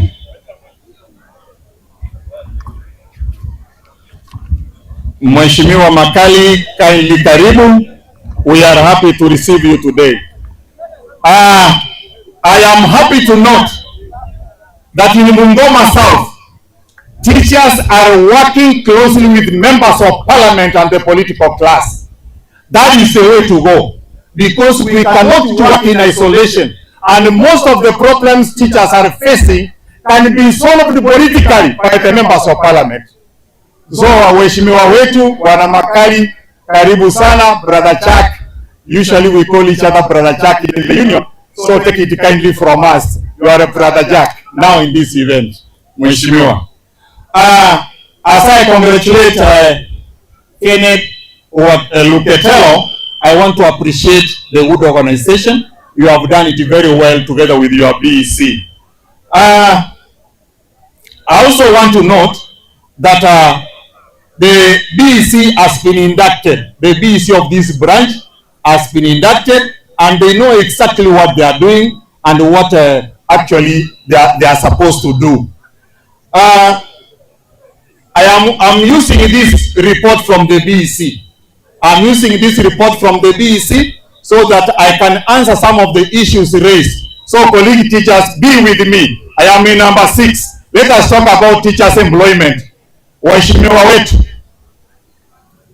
Bwana Luketelo, I want you to give these our members of parliament because I want to address them. That's why I want them to come after me. We are talking about employment of teachers. Employment of teachers in this country, it is the prerogative of Teachers Service Commission to employ teachers. It is the prerogative of Teachers Service Commission to employ teachers. But unfortunately, the political class are almost taking it over. We have noted with a lot of concern as a union that you are taking the responsibility of Teachers Service Commission of employing teachers in this country, because we have seen several occasions where teachers are coming to funerals, where politicians are coming to funerals with letters of employment. Do you know the danger? Waheshimiwa, the danger of bringing those letters, it is okay. It is okay, you can employ your friends and relatives. But you bring the letter and give it to a child who was taught by another teacher who has now been employed, who was trained long time. This teacher you are giving the letter, he was recently trained by another teacher in an academy. He was recently taught in an academy by another teacher. He has proceeded to college. He has graduated 2021. And now you are employing a teacher who graduated 2021 and leaving a teacher who left college in 2011. That is the unfortunate part of it. If you can bring the letters, you bring the letters, you bring the letters, it is okay. But ask, when did you leave college? And go by that order and employ the earliest trained, we have no problem. But when you employ a teacher who left college in 2024, leaving a teacher who left college in 2012, that is quite unfortunate. It demoralizes, it kills the morale, and teachers cannot work in this country. So kindly, our politicians, we are ready to support you. We are together with you, but kindly liaise with the union and ask, when did this teacher leave college? The medical cover, number 7. Medical cover, we are aware that Minet, their contract is coming to an end, actually by next month, Minet. And therefore, we are out, and usually we are aware that the medical cover is usually these firms which are given the contract of offering services to our teachers, they are given by Teacher Service Commission. It is not NAT which gives them the contract. They are given by Teacher Service Commission. We have appealed. We have brought all the problems which teachers have faced during the Minet time to the attention of Teacher Service Commission. But the government is moving teachers towards SHA. And this SHA, we are actually not comfortable with it, but we are thoroughly consulting with other stakeholders to see which is best for our teachers as we leave Minet. So I want to appeal to our teachers to be patient, because we are still on with the consultation to see which firm can easily be contracted so that they can give us the services we need as teachers. I have noted here co-curricular activities, and I want to appreciate the good work the teachers are doing, because you are doing a good job in training our children in ball games, athletics, music and drama. So congratulations teachers. For those teams which went to national, congratulations, and keep the fire burning. We have an issue with the capitation. We have an issue with the capitation, and the money coming to our schools, one, it delays. I know the head teachers are working under pressure. Karibu, wacha mgeni aketi, mtamsalimia baadaye. Wacha mgeni aketi. Karibu sana. I am on capitation. On capitation, as Kenya National Union of Teachers, we are also perturbed by the way the government is sending money to our schools. And more especially, this is third term. When it is third term, we are appealing to the government to kindly release all the monies which are meant to be in schools, so that our schools can prepare for the exams. This is the money required to buy chemicals and other materials which are needed for the exam. This is third term. So this one, we are appealing to the government to make sure that the money is in the schools in time, so that the head teachers can prepare for the exams well.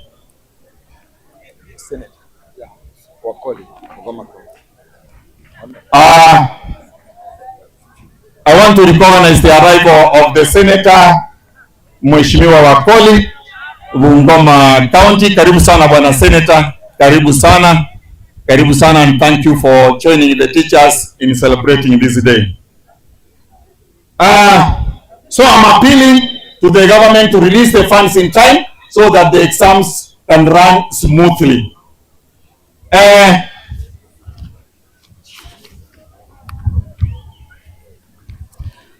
I'm happy to note, Brother Luketelo, I'm happy to note that the union is working very well in this branch with the Teacher Service Commission Office and as well as the Ministry of Education Office. That is the way to go. At the headquarters, as Kenya National Union of Teachers, we are doing very well with the CS. We are doing very well with the National Office Teacher Service Commission. Kindly take note that we need to work closely with Teacher Service Commission for good results.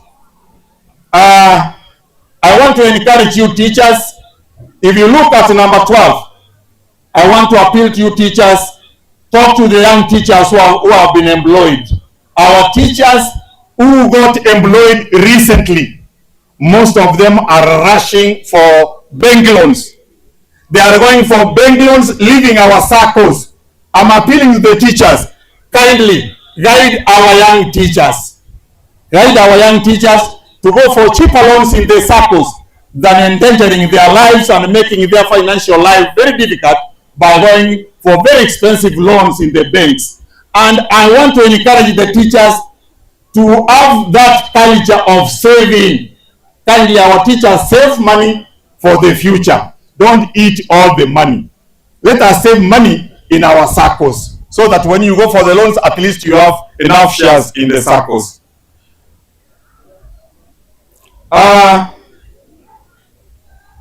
Recently, it was talked about here by the member of the National Executive Council, Brother Moses. Moses talked about our fees to State House. I want to bring it to your attention, Walimu, as Kenya National Union of Teachers, and just like other Kenyans, we also got invitation to State House, and we were there on behalf of our teachers. What is this? And we were there on your behalf. We visited the State House and we had a number of issues. It is recently we signed our CBA, our collective bargaining agreement, which runs between 2025-2029. We signed our CBA quite recently. When we got our invitation to State House, just like other Kenyans who usually visit the State House, we had a wonderful opportunity to share on your behalf with the head of state the problems bedeviling our teachers in this country. One, we looked at the CBA. The CBA, which is going to run for a period of 4 years, we requested the head of state to compress it into 2 or at most 3 phases so that our teachers can get good money within a short period. That is what we pushed for, because our CBA is going to run for 4 years, but we requested that our CBA be compressed into a period of 2 years if possible, so that our teachers can beat what we call inflation. Number 2, we requested that those teachers who have languished outside for a long time, since they graduated 2011, 2012, 2013, to be employed and given first opportunity than employing teachers who left the college the other day, 2021, 2022, 2023. We also, those teachers who were dismissed 2018 onwards, we also signed a CBA which will see our teachers benefit. Even if you have been dismissed, if you were dismissed 2018, 2019, 2020, up to date, you are going to benefit from your pension. You will be given your pension. That's what we signed for. So even if you have been dismissed from the payroll, even if you have been put off as a teacher, you are going to benefit even if you have been dismissed. That one is also included in our CBA. We also maintain the hardship areas.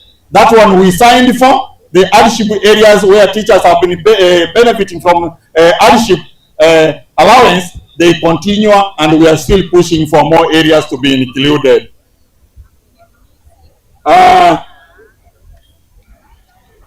We also looked at the CBG, Career Progression Guideline. Career Progression Guideline shall be reviewed so that our teachers do not stagnate in one grade for over 10 years. This CBG is a monster, and TSC has agreed that very soon we start sitting and looking at it so that our teachers can move. For example, our ed teachers, the farthest they can go is C5. We pushed that bracket to be open so that our ed teachers can be promoted beyond C5 and can reach even D1, D2, D5. Also, our teachers who have been stagnating in one grade, we also pushed that they should be there for 3 years and they move to the next grade. I want to thank the branch for holding this AGM.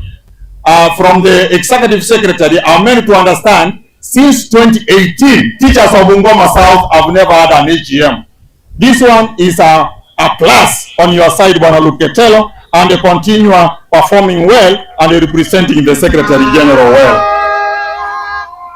On promotions, we push for more money to be allocated to Teacher Service Commission, and that one, our members of parliament will assist us. That our teachers have languished in the same grade for many years. And when we ask the TSC why they are not being promoted, they talk about the budget. The money allocated for promotions is very little. So wajumbe wetu, mkienda huko, kindly if you want education to be improved or to be promoted in your area, kindly let us get these teachers promoted so that they can be motivated. I want to come to discipline. Colleague teachers, we no longer talk about CK.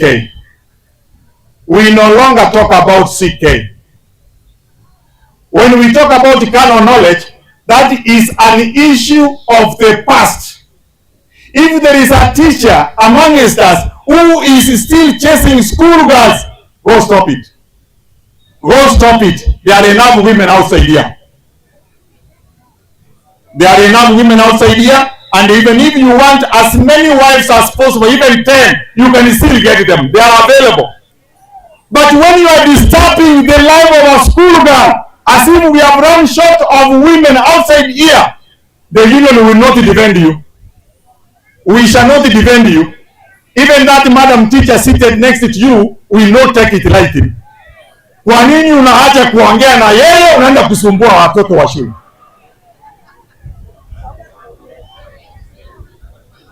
Look around within your staff. There are enough women. Ongea na madam, akikubali akusaidie, achana na watoto. Mental health. Walimu oye! Tuachane na watoto oye! There is serious mental health.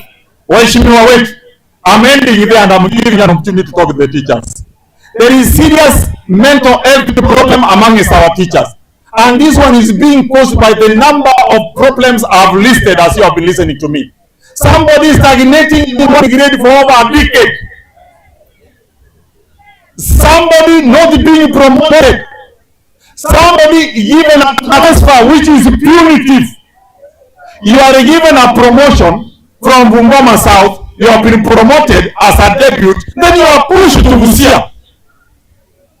And when you want to ask, you are told, this is a promotion. It is a promotion. You applied for it. You attended the interview. Now we are giving you the promotion. You are giving us problems. Can you proceed? That one, our members of parliament, it gives our teachers mental problems. Our teachers are suffering from mental health. Walimu oye! I'm also appealing to the head teachers. Those ones who are giving our teachers unnecessary transfers. You are pushing a teacher out of your school even before consulting with the teacher over the problem. And simply because the teacher is always absent, the teacher can be absent with very good reasons. The teacher can be coming late with very good reasons. Kindly the head teachers, I know you are doing a good job and we are working with you very well, kept sharp. But kindly listen to the problems our teachers have.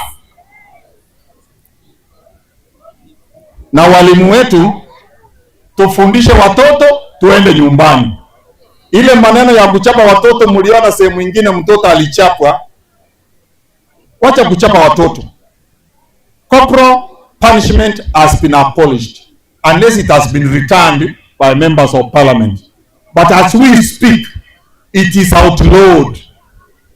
Why bother? Na sio watoto wote watakuwa daktari, sio wote watakuwa walimu. Unataka watoto wote wakuwe engineers. Kuna mwingine atakuwa watchman. So in that class there are watchmen, there are office messengers, there are drivers, there are conductors, there are teachers and there are doctors. Kwa nini unachapa huyu mwenye atakuwa watchman? Wacha kumchapa. Hii ni CBE, CBC. CBC, we nurture talents. And in that class, we have all the talents in the class. Don't bother with the child who is not getting mathematics right. Don't bother with the person who cannot construct a sentence in English. Yes, you teach and go home and safeguard your pay slip. Walimu we! Walimu we! Yes, let us teach and go home, but let us make sure that the children get it correct. Let us work to our level best. Na kama mtoto hakuna kitu kinaingia, muache. Huyu pia atakuwa hakuna talent yake mahali. Finally, I want to say, our members of parliament, there is this issue of junior secondary school teachers, JS teachers. The JS teachers, wachumbe wetu hapo ndio namalizia, nianze kuwaleta. The JS teachers are destabilizing our schools. They are making our schools ungovernable. Reason, there is no any teacher seated here without a degree. You know, there is that notion which some people have that the primary school teachers are just Form 4s. No! Primary school teachers, almost 98% are graduates. They have long upgraded. They are degree holders. And these heads of institutions are graduates. There is a notion the junior secondary school teachers have that these head teachers are thick upstairs and therefore they cannot afford to administer them. That is a wrong notion. Wachumbe wetu, if possible, wale walimu wa junior secondary who are graduates waende secondary transfer, so that the primary school teachers are promoted to teach grade 7, 8 and 9. Let the primary school teachers who are C plane, who have C plus, be promoted to teach grade 7, 8 and 9. And let these young teachers who are destabilizing our schools go to secondary. There is one thing they don't know. The way our primary schools are administered is totally different from the way secondary schools are administered. In secondary school, you are laid off by the board of governors. Board of governors wanaketi na unafutwa kazi. Here hawajui. Our head teachers are very lenient. They listen to them. But these kids here, they are destabilizing schools. And they are being influenced by Kuppet. Very unfortunate. And not only about Kuppet wants members. They want these teachers to be autonomous so that they can be members of Kuppet, so that they can get more income. They don't look at the education standards in the institutions. If this trend continues, our schools will not perform because there is a lot of infighting between primary and secondary teachers. And they are not working. Let them be moved to secondary and let us upgrade the primary school teachers to handle those. After all, the music which is being taught in grade 7, 8 and 9, the primary school teachers were taught in college. The art and the craft, they were taught in college. They should be promoted to take over and those skills to move to secondary.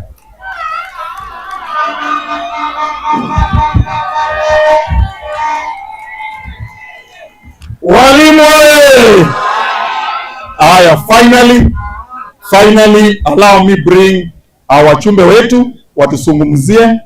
Hiyo ndio maneno nimetumwa nayo by the Secretary General niwaletee, and he told me to say hi to you, and he also sent greetings to you all teachers. So I want to welcome Mheshimiwa Wamboka, and then he will take the program a notch higher by also ushering in his colleagues to speak to us. Then finally watanirudishia mic ndio nimalize hii mkutano. Karibu sana mheshimiwa.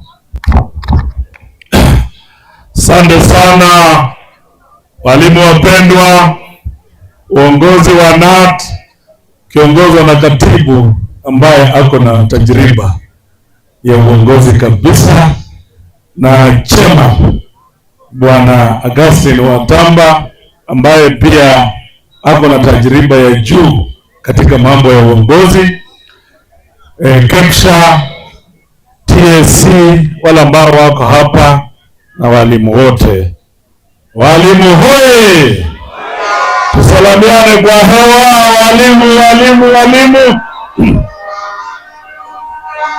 First, I want to wish you a happy World Teachers Day tomorrow. When you see me standing here, I'm a product of teachers. Mimi nikiwa hapa, bila walimu hakuna Wamboka. Na ndio maana in all your functions hakuna hata moja mimi nitakosa. Mkiniita mimi naitika. Even on the floor of the house, I am your number 1 supporter. Zile mambo yote imekuja kwa bunge ya Kenya, mambo ya walimu, Wamboka hako. Incidentally, I'm also the chairman of Public Investments Committee, Education and Governance. Sasa nikiwa hapa mimi ni mkereketwa kamili kwa mambo ya walimu. Mimi pia ni member wa Ngarisha. Mwalimu yote akitaka loan mimi namsaidishia tu hapa. Mimi niko kwa Ngarisha hapo. Na mimi naelewa zile shida zetu zote za walimu tukiwa huko. Hata mimi nikikosa kwa kitu wanatafuta wana. Wewe ni member, haya saidia mimi hapa. Sasa walimu, mimi ni mmoja wenu. Nikiwa hapa, you have challenges as teachers. But first I want us to remember those unionists, wale wa KNUT, kina Ambrose Adea Dongo, wale ambao walileta mabadiliko ambayo mnaenjoy sasa. Mwakumbuke. Na pia I just want to urge those present leaders wa KNUT, msiangushe walimu. Wale waliomtangulia waliweka baa juu kabisa ya walimu. Tafadhali msiangushe walimu. Sisi tunaomba serikali kwanza, CBC implementation, we want to congratulate teachers. Without teachers, hiyo kitu CBC ilikuwa ieleweki kabisa. Walimu wamejaribu sana in very difficult conditions, and sisi tunasema walimu hongera, hiyo kazi mmefanya. Mimi naunga mkono sessional paper number 10 2024 kwamba recommendation zote na za ile working committee ya rais zikuwe implemented. Na wakati zitakuja bunge, mimi nitakuwa mmoja wa wale ambao ndasimama na walimu. Promotion of teachers. Mimi nimeuliza ndugu zangu hawa walimu, wananisaidia kuandika mswada, tupeleke bunge, ikuwe mandatory. Mwalimu akikaa for 2 years, 3 years, it is automatic, lazima akue promoted. We should not be talking about these matters all the time, because teachers, ile kazi walimu wanafanya sio ati wanapewa tokenism kwa mambo ya promotion. Tunataka ikuwe haki ya kila mwalimu. Wakati umeserve kwa grade fulani kwa miaka 3, it becomes automatic, lazima uende the next level kama any other job in the public service. Tunaomba serikali, mambo mingi ya mikutano hii State House wapi, nimeona ndugu yangu treasurer akiongea. Mimi ni supporter wa walimu number 1. Nataka walimu waheshimiwe. Sisi hatutaki mikutano. Sisi tunataka pesa ya capitation iende shule. Wazazi wanapelekea walimu pesa, awe watoto.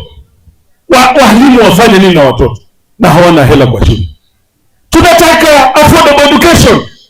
We are urging the government ichukue mambo ya education very serious. Vile anachukua mambo ya wakitaka kulipa mtandao wa SHA, 104 billion inapatikana.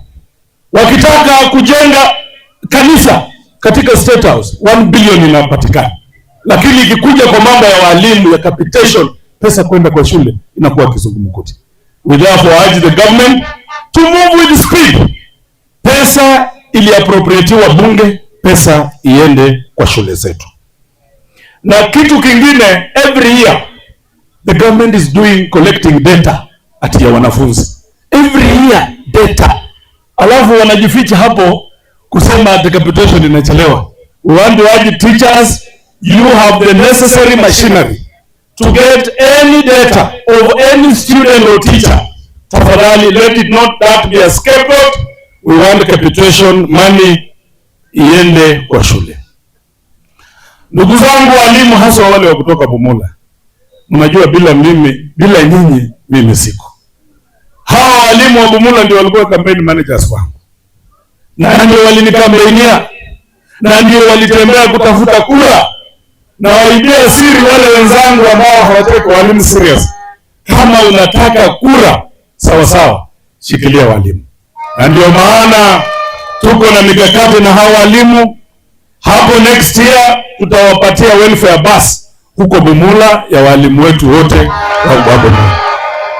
Sisi tumepanga mikutano kama hii katika kila zone. Tunataka tukutane na huyo classroom teacher, tuulizane shida ziko wapi, wapi unafinywa na wapi unataka turekebishe. Na sisi Bumula tumesema hatutaki politics kwa shule zetu. Sisi Bumula tunasema siasa kwa mashule hatutaki. Walimu wangu wa Bumula, asanteni sana kusimama na mimi, na hata wale wa Kandui ni marafiki zangu sana. Mimi na waheshimu. Hapo mbele najua tutafanya biashara siku moja inshallah, Mungu akipenda. Baada ya kwenda kutoka viji kem county muno national maranje mihali. Sisi jamii ya kutoka mkoa wa Magharibi tumekuwa na shida ya uongozi tangu 1963. Mabuami unulu, buami kimya. Vile mmekaa hivi, ndugu zetu wa Central kuanzia 2024 kurudi nyuma, hakuna mtu hana kazi. Wa TS wote wamepewa kazi. Ndugu zetu wa Rift Valley 2018 kurudi nyuma, wote wamepewa kazi. Kwa sababu ya nini? Ya uongozi. Sasa sisi tumekuwa wapiga kura kwa muda mrefu. Ukiangalia hapa Bungoma tu vile hali inakaa, hali sio hali ile. Inaua viongozi wetu hapa ni psychophancy. Ndugu zangu walimu, tukiwa hapa, hii stadium ilifanywa Madaraka Day mpaka leo haijaisha. Ndugu zangu walimu, tukiwa hapa, hii hospitali hii ilifunguliwa na Rais Ruto miaka 3 iliyopita, mpaka leo haina hata kitanda peke yake hii. Alafu sisi atutukae tu tufurahie? Hapana. Kama umepewa nafasi ya uongozi namba 1, 2 ama 3, tunataka tuone manufaa ya hiyo kiti yako hapa chini. Hawa walimu wameumia sana kwa sababu hawana mtu wa kuwatetea huko mbele. Na ndio mimi, ndugu zangu, niko na mawazo tofauti. Ndugu yangu Weta, wewe unasema ati 2027 na utasimama, wewe na Musalia utasimama 2032. Hiyo ni haki yako. Lakini kutoka 92 hivyo ndio mmekuwa mnatuambia. Ikifika kura unasema hii sisimami, utasimama hiyo nyingine. Ikifika hii sisimami. Hawa watu wanataka uongozi. Na ndio sisi wale viongozi wa mtazamo tofauti. Wamboka yuko hapo, Edwin Sifuna akiwa hapo, Khalwale akiwa hapo, Gavana Natembeya akiwa hapo, Kajimbo Kalasinga akiwa hapo. Sisi tumeamua Muluya 2027 tunamtaka kwa meza. Hawa waendelee kungoja yao 2032. Walimu mnataka 2027 ama 2032? Hawa majamaa wametuchezea kwa muda mrefu. Vile mko hapa leo, hii town yetu ya Bungoma, tunaomba siku moja ipanuke ikuwe city. Serikali kupitia African Development Bank imetupa mkopo wa 7.5 billion kujenga level 6 hospital. Tulitaka tupanue hii hospitali hii ikuwe level 6. Lakini vile mmekaa hapa, gavana wa Bungoma na Spika Moses Masika Wetangula wamehamisha level 6 kutoka hapa wanapeleka Sichiri. Sasa hiyo Bungoma mnakuwa mnatetea Bungoma gani? Na mimi nataka kushukuru Mheshimiwa Makani, hiyo msimamo umechukua, hapo ndio tuko. Kama watahamisha Bungoma hapa, na kama ni shamba wanasema hata AFC iko na shamba hapa, Sangano tuko na shamba. Sasa hakuna vile mtaweza kuanza town nyingine kukompiti town hapa. Bandu bevueke huu ya hospital wamboga alumali tao. Neno msina. Hawa ndugu zangu wameuza viwanda zote tumekuwa nazo hapa. Mwisho waliuza Panpepa, juzi wakauza Zoe. Mimi nilikataa mpaka nikamwambia Mheshimiwa Rais, Mheshimiwa, hii kitu itakuletea kizungumkuti. Fanya ile maneno uliagiza watu wa Bungoma. Factory mpya, ulipo wafanyikazi, ulipo wakulima. Wakakataa. Sasa hivi wamefuta watu wetu wote. Wale waliuza Panpepa, wakauza Nzoia, ndio sasa wana transfer hospitali kutoka hapa kwenda huko. Wale wamboga na wamako na majimbo, wale kurarusha sahani mrongasa. Bandu wewe moyo kusina na makurele. Kusina na makurele na walimu. Sitaoza kama wanaona wakao. Asanteni sana. Walimu na wapenda. No change will come without you people. Waluya tunatuko kwa mesa 2027. Hiyo 2032 Nyeweta na Musalia waendelea kudanganyana vile wanadanganyana. Asanteni sana. Mungu ambariki. Haya. Treasurer, niko na mchango wangu kidogo ya shilingi 1,100. Asante. Nataka sasa kumuita ndugu yangu yule pia amekataa kuhamisha hospitali. Ndugu yangu John Makali, my twin brother. Hospitali haitoki Bungoma. Hiyo tumekataa. Murioma walimu na wapenda bure. Asanteni sana. Ojewe nyende hapo ni. Ani hapo ni kwa nini? Ali wamboka hii. Wanegeza hii. Wanegeza wanagoma hii. Wanegeza wanagoma hii. Wanegeza wanagoma hii. Wanegeza wanagoma hii. Wanegeza wanagoma hii. Akaliwe wanagoma hii. Akaliwe wanagoma hii. Akaliwe wanagoma hii. Asante Yesu. Haya. Tukae sasa, tukae. Karibu sana Honorable Makali.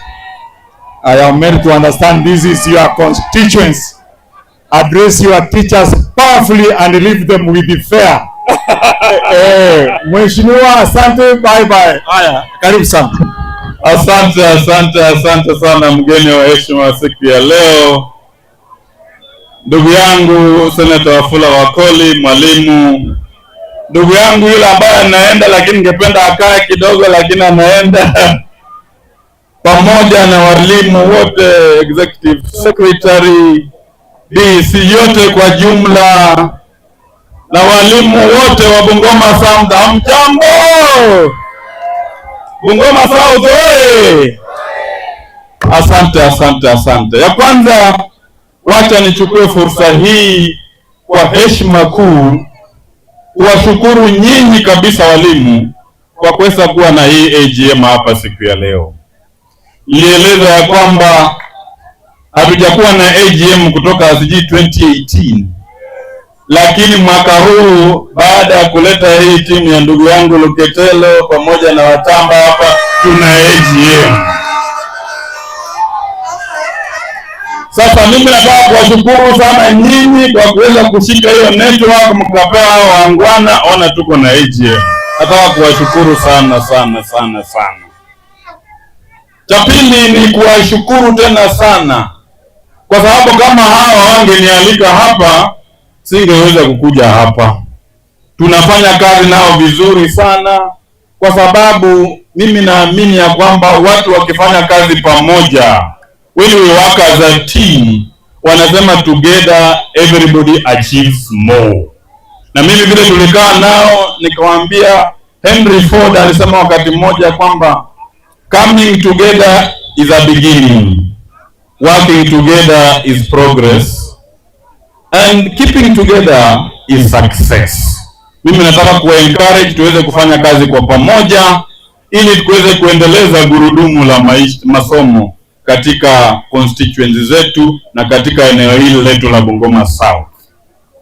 Cha tatu ni kuomba radhi, nimekuja mimi ndio nilikuwa nakaribisha wageni hapa, lakini nimekuja nimechelewa kwa sababu nimetoka Nairobi asubuhi saa 3, lakini nikasema liwe liwalo lazima tuweze kuonana moni na walimu wa Bungoma South, kwa sababu kama vile wanavyosema katika Ubuntu, I am because you are. Kama ingekuwa ninyi singekuwa mimi, singekuwa mimi wakili nikakuwa mbunge. I am all that kwa sababu ya nyinyi walimu, na nawavulia kofia sana sana sana. Cha tatu, cha nne ni kuwasihi through executive secretary iko hapa, sisi watu wa Kandui na watu wa Bumula we are Siamese twins, na ndio kwa sababu wanasema ugonjwa ukishika mtu ya Bumula inashika pia mtu ya Kandui. Tunasimama pamoja kabisa kwa mambo mengi sana, na mimi mnajua ya kwamba katika zile appointments ambazo zilifanywa na serikali, your former executive secretary Ambassador Ken Nganga alikuwa ndio executive secretary wa NAT hapa Bungoma, na serikali ikampatia nafasi akuwe ambassador kule nje. Kile tunataka kuomba ni kuwa we need to take more and more teachers to get government appointments, because teachers huwa wadanganyi, teachers wanasaidia sana. Na ndio hata mimi, kwa sababu when I was looking for a constituency manager nilitafuta mwalimu, kwa sababu mwalimu ni mwalimu na anaweza kuonyesha njia nyingi sana. Ndio keep on taking teachers to ensure we move on. Mimi wakati nilikuwa nafanya mtihani na sijaanguka mtihani wowote, wanasema soma instructions. People fail exams because of not reading instructions. People fail exams kabla wengine hawajamaliza syllabus. I will stick with the syllabus. Ya kwanza, we appreciate the problems teachers are having. Mimi nataka kusimama hapa kwa roho nyenyekevu sana hii siku ya NAT AGM hapa Bungoma South, kuiomba serikali yetu ya kitaifa, please please please please, walimu wako wanaumia, head teachers wako wanaumia sana kwa hii maneno ya capitation. Please please government, waziri mahali ulipo, hakikisha ya kwamba hizi fedha za capitation zinakuwa release ili walimu waweze kuhakikisha kwamba watoto wanabaki shule waweze kupewa masomo. Cha pili, hii maneno nimesikia mambo mengi sana katika each and every forum. Teachers have raised an issue about SHA. In each and every teachers forum I've gone. Mimi nataka kuuliza waziri yule wa afya, if there are any amendments things which we need to put, because SHA was meant to be universal health care, but I think we have not implemented it vizuri sana. We need to work up on it. Let them work up on, listen to all these issues that are coming up, and let them bring up, if there are any regulation amendments that we can be able to do as parliament, let us rise to the occasion, so that we don't lead people kila wakati they are having a complaint about things which we have passed ourselves. Kile nataka kuwaomba, we will keep listening to you, so that if there are anything we need to move up to do amendments, we will be able to take that up and see what we can be able to do. Maneno ya promotions, there have been a thorn in the flesh of teachers. Mimi nataka kusema kwamba on Thursday tulikuwa katika bunge, and in the statement that was there are around 6 questions kwa maneno ya promotions, maneno ya recruitment, maneno ya gender equality, maneno mengi sana ambayo yanahusu walimu. Next Wednesday saa 8:30, the minister, the cabinet secretary for education is going to be in parliament.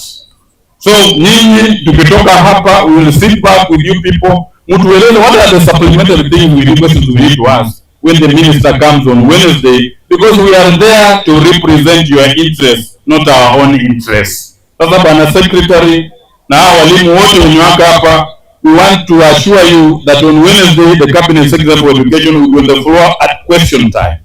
So all the questions which you people have are supplementary questions. I want to ask that you put all of them together. Maybe we can have a meeting tomorrow, so that when we get there, we can really be able to put them up on behalf of our teachers. Ya mwisho, kwa sababu hapa mimi niko nyumbani, mimi nataka kuwaomba nyinyi walimu. Mimi kama mbunge wa Kandui, agenda number 1 in this constituency is education, na tutaendelea kusukuma gurudumu la masomo. Mimi kama mbunge, and I have assured the NAT executive, the BEC, mimi as a leader, as a member of parliament for this constituency, we will not bring politics into schools. Sisi hatutaweza kuinterfere with the school administration, and those ones who know I don't interfere with school administration. We will be able to work together, partner together, so that we can be able to deliver, we have the best results. Because I know, of all the sub-counties, I think Bungoma South, when the results come, we are usually the tops and others follow. And we are tops like that because of the cooperation we have with our teachers. And we will not try to interfere with the administration of schools. We will support you teachers the way we can be able to do. Wale watu wangu wa Kandui hapa, I know we have had 1 or 2 meetings. I don't want to reveal what we are going to do. We will sit back with you and see mimi kama mjumbe wenu what we really can be able to do to support our Kandui teachers. Because in Kandui na Bumula, sisi wote ni watu wa moja, and I want to encourage you that we work together so that we really can be able to move our constituency forward. Na mwisho kabisa, leaders, we must really be able to work together. We might not really agree upon everything, but we must be able to work together. Like I've always said before, watu wengi kule nje wako wanajipanga. Ukiangalia watu wa Rift Valley wanajipanga. Ukiangalia wale watu wa Nyanza wanajipanga. Ukiangalia watu wa Mlima Kenya wanajipanga. What I want to ask for us, all of us as leaders, tusidharauliane sisi wenyewe, tusitupiane matusi, tusikuwe sisi wenyewe. Mtu mmoja alisema wakati moja, shida ya Mluya ni Mluya mwenyewe. Na usema Mluya yote akipata shida ni Mluya ni wewe anaanzanga hiyo shida yeye mwenyewe. Mimi I want to ask us people from this particular end, from this particular community, tafadhali tuweze kukaa pamoja, tuweze kusemezana so that we can really be able to move our region forward. We have many leaders, but if we don't come together, if we don't sit and talk to each other, if we keep talking at each other, hiyo uongozi tutauonea kwa vio sasa.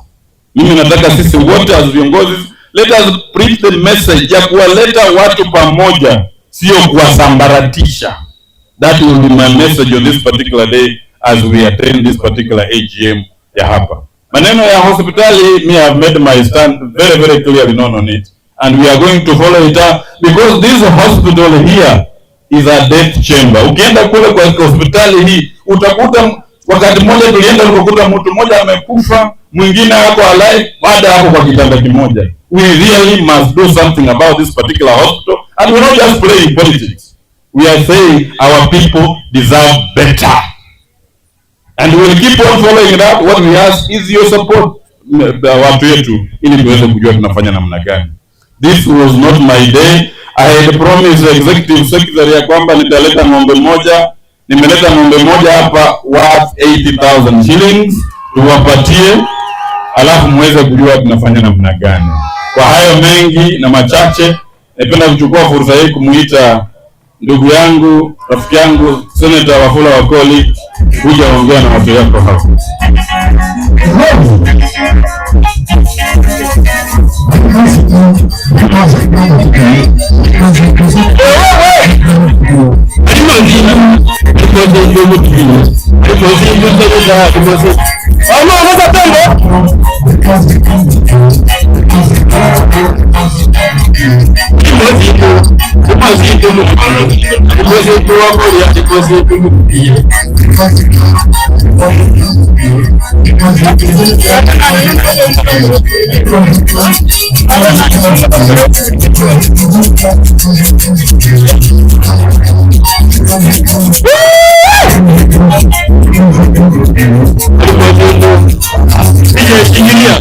Shikilia. Asante sana. Solidarity forever.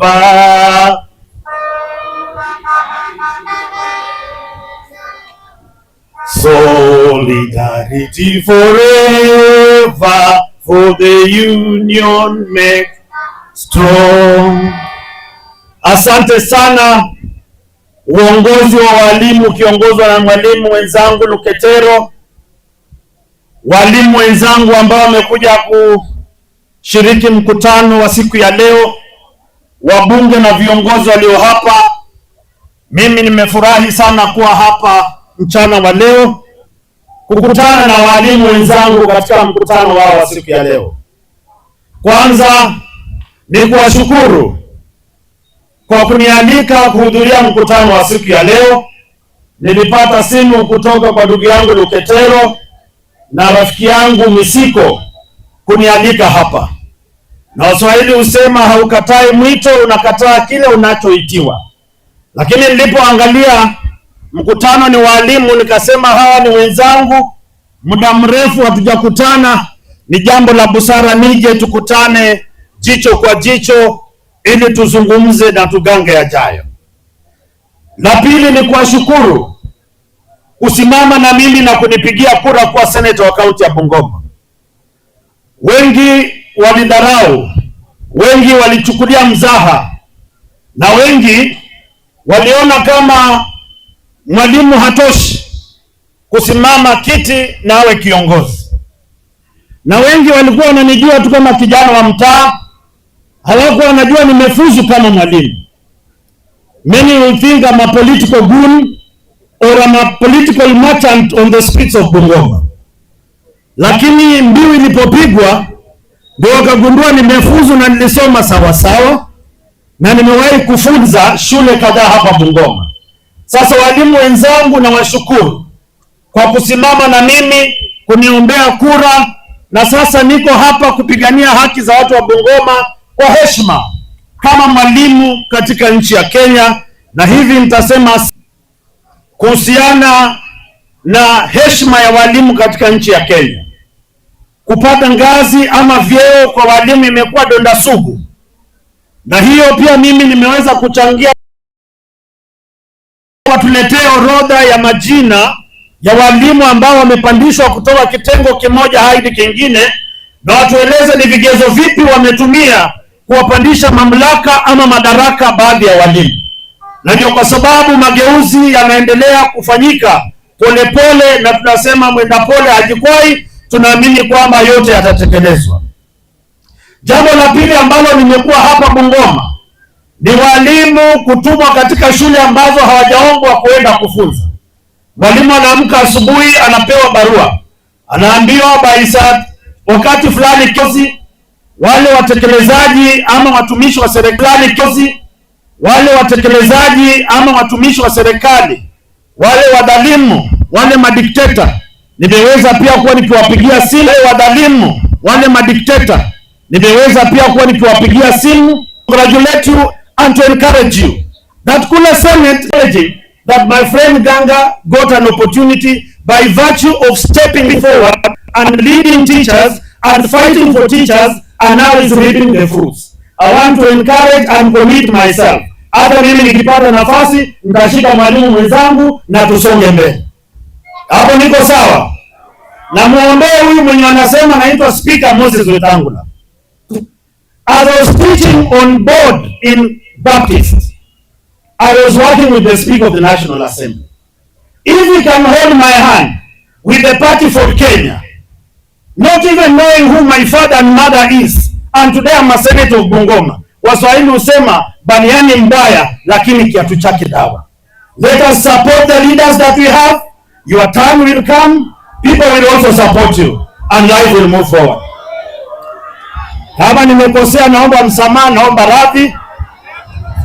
Nikimalizia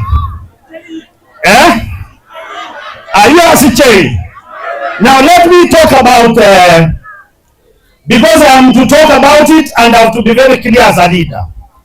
Mimi kama mwalimu nimepigiwa kura na watu kaunti mzima. I have to be honest, my teachers. I was voted for by leaders in Mount Elgon and voters in Tongaren, in Kimilili, in Kabuchai, in Kandui, and in Bumula. The least I will do is to play divisive politics. As a county leader, my work is to unite and make people get services that they deserve.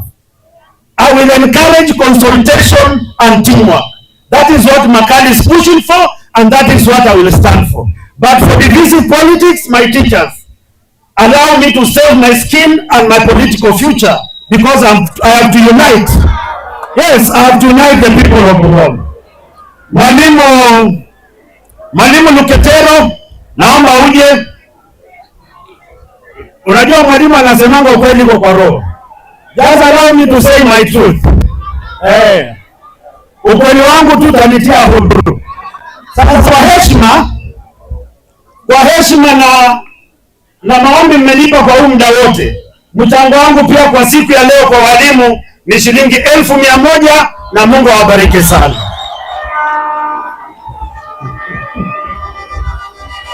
Solidarity forever, solidarity forever, solidarity forever. Strong. Thank you very much, and may the good Lord bless you. Asante sana, asante sana. Let us have order kindly. Asante sana Bwana Senator kwa hayo maneno. Thank you very much our political leaders. Kindly let us have order. We are coming to the end of our AGM. Walimu oye! Walimu oye! Yes, as Kenya National Union of Teachers, we work with other leaders. We work with other leaders so that we can have maximum benefits from every leader. So I want to thank once more the leadership. Luketelo, kindly take your seat as I complete my remarks. As the chief speaker of the day, I have given an opportunity to our members of parliament and our senator to speak to us.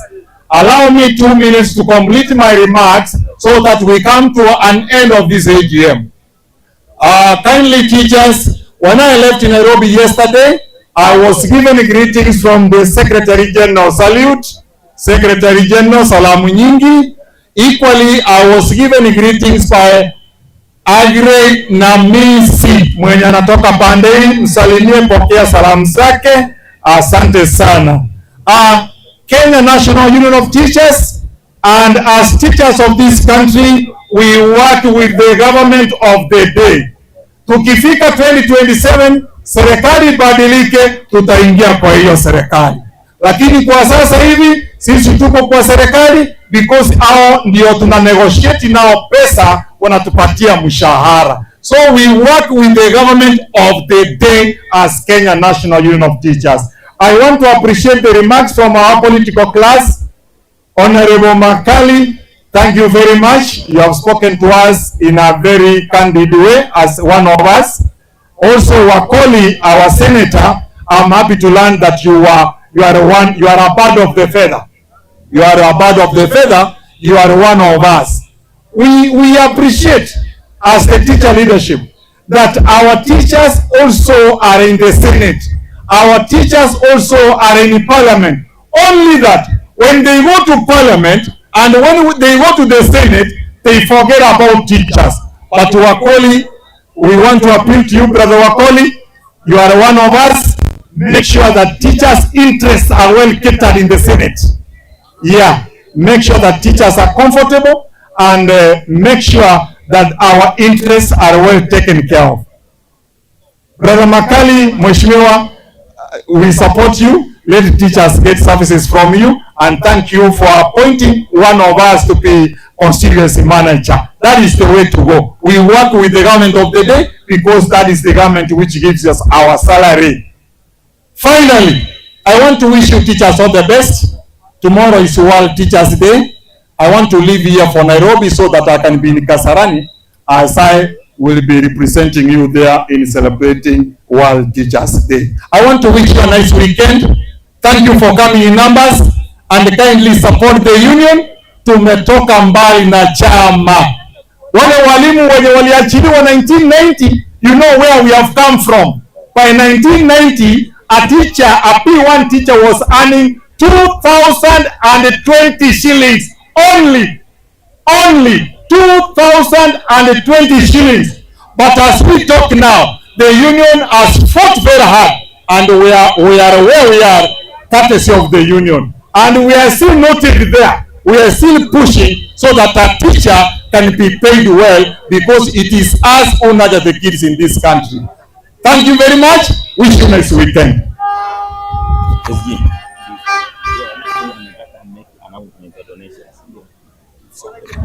Okay, thank you, our SJ. We have only remained with one item before we adjourn the meeting. My brother Katibu, come and give the plan, the donations from all stakeholders, and how you are going to reimburse our teachers. Solidarity! Solidarity! Solidarity! Walimu hoye! Walimu tibin! Walimu hoye! Walimu noma! Walimu fea! Asante sana! I want to start before I present the list of donations that we have got from the invited guests. I wish to first of all say that we are humbled by your turn up. It is a gesture that you people love the leadership of this branch, and we shall continue doing it even better in future to ensure that we take care of the National Assembly. Gave us 100,000. Honorable Mambo gave us 50,000. Madam Nanzi gave us 1090. Come. Dennis Mjuma. Yes, come and adjust, my brother. Alafu mkae tu msiende. Can you pray? Ambao ni wa mwaka kumaliza shughuli za mwaka. Tunapomaliza mwaka huu, tunaomba neema yako iko pamoja nasi. Tunatangaza viongozi pamoja na walimu wote mahali kule walikotoka, wape usafiri mzuri. Pia wanafunzi wanapojiandaa kwa mitihani zao, Bwana tunanena ushindi na mkono wa Bwana ukaweze kuwa pamoja nasi. Wote ambao wamehudhuria, Bwana ukawape neema. Kwa jina la Yesu tunaomba hata kuamini. Amen. Asante sana. Asante. Kwa hivyo kila mwalimu kae. Media mnaenda sasa. Media personality. Kuja kupigia hapa na bibi harusi. Believe it or not, this is Kabula. Hapa inaitwa L'Esperance. L'Esperance. I don't know whether I don't have a good nini. Hii ni simu. I wish I had the camera. Ningewazumia hii ni muone hiyo light venye ina nini ma different colors. Na vitu zile zenye tulikuwa tumeschedule. Wacha tungoje tuone. So kama kawaida, this is Ikue updates. Na mtu wenu ni yule Edu kama mbaya. Okay. So guys, if we are in agreement, then we can hold our debate here. We can have our debate here ya kupet ya executive secretary, and God willing. Pia nilisikia wasema assistant chairman pia wanataka wafanyiwe debate. Sasa sijui itakuwaje na tushafanya ya chairman.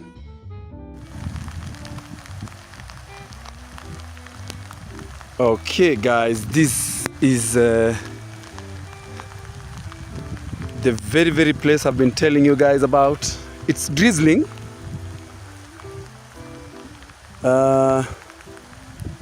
Tumejaribu kuput up some lighting here. This is for my wedding, wasema wedding, my evening party, manini. Ona tu tumataa vile tunamulika. It's raining. It is raining.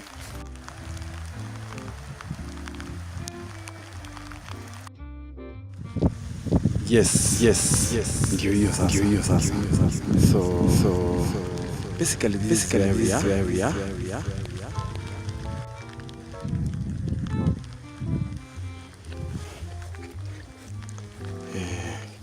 Kuja kupigia hapa na bibi harusi na bwana harusi mapicha. This is another place, more or less a hideout for VIPs.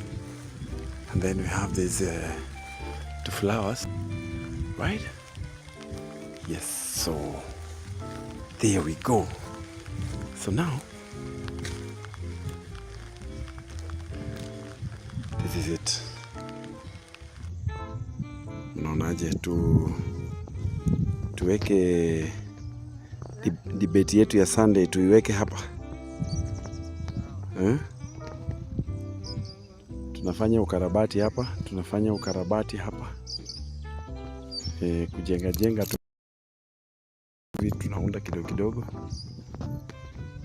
Debate yetu ya kupet in a blink, in a light, yeah. So you see, different colors. All right. This is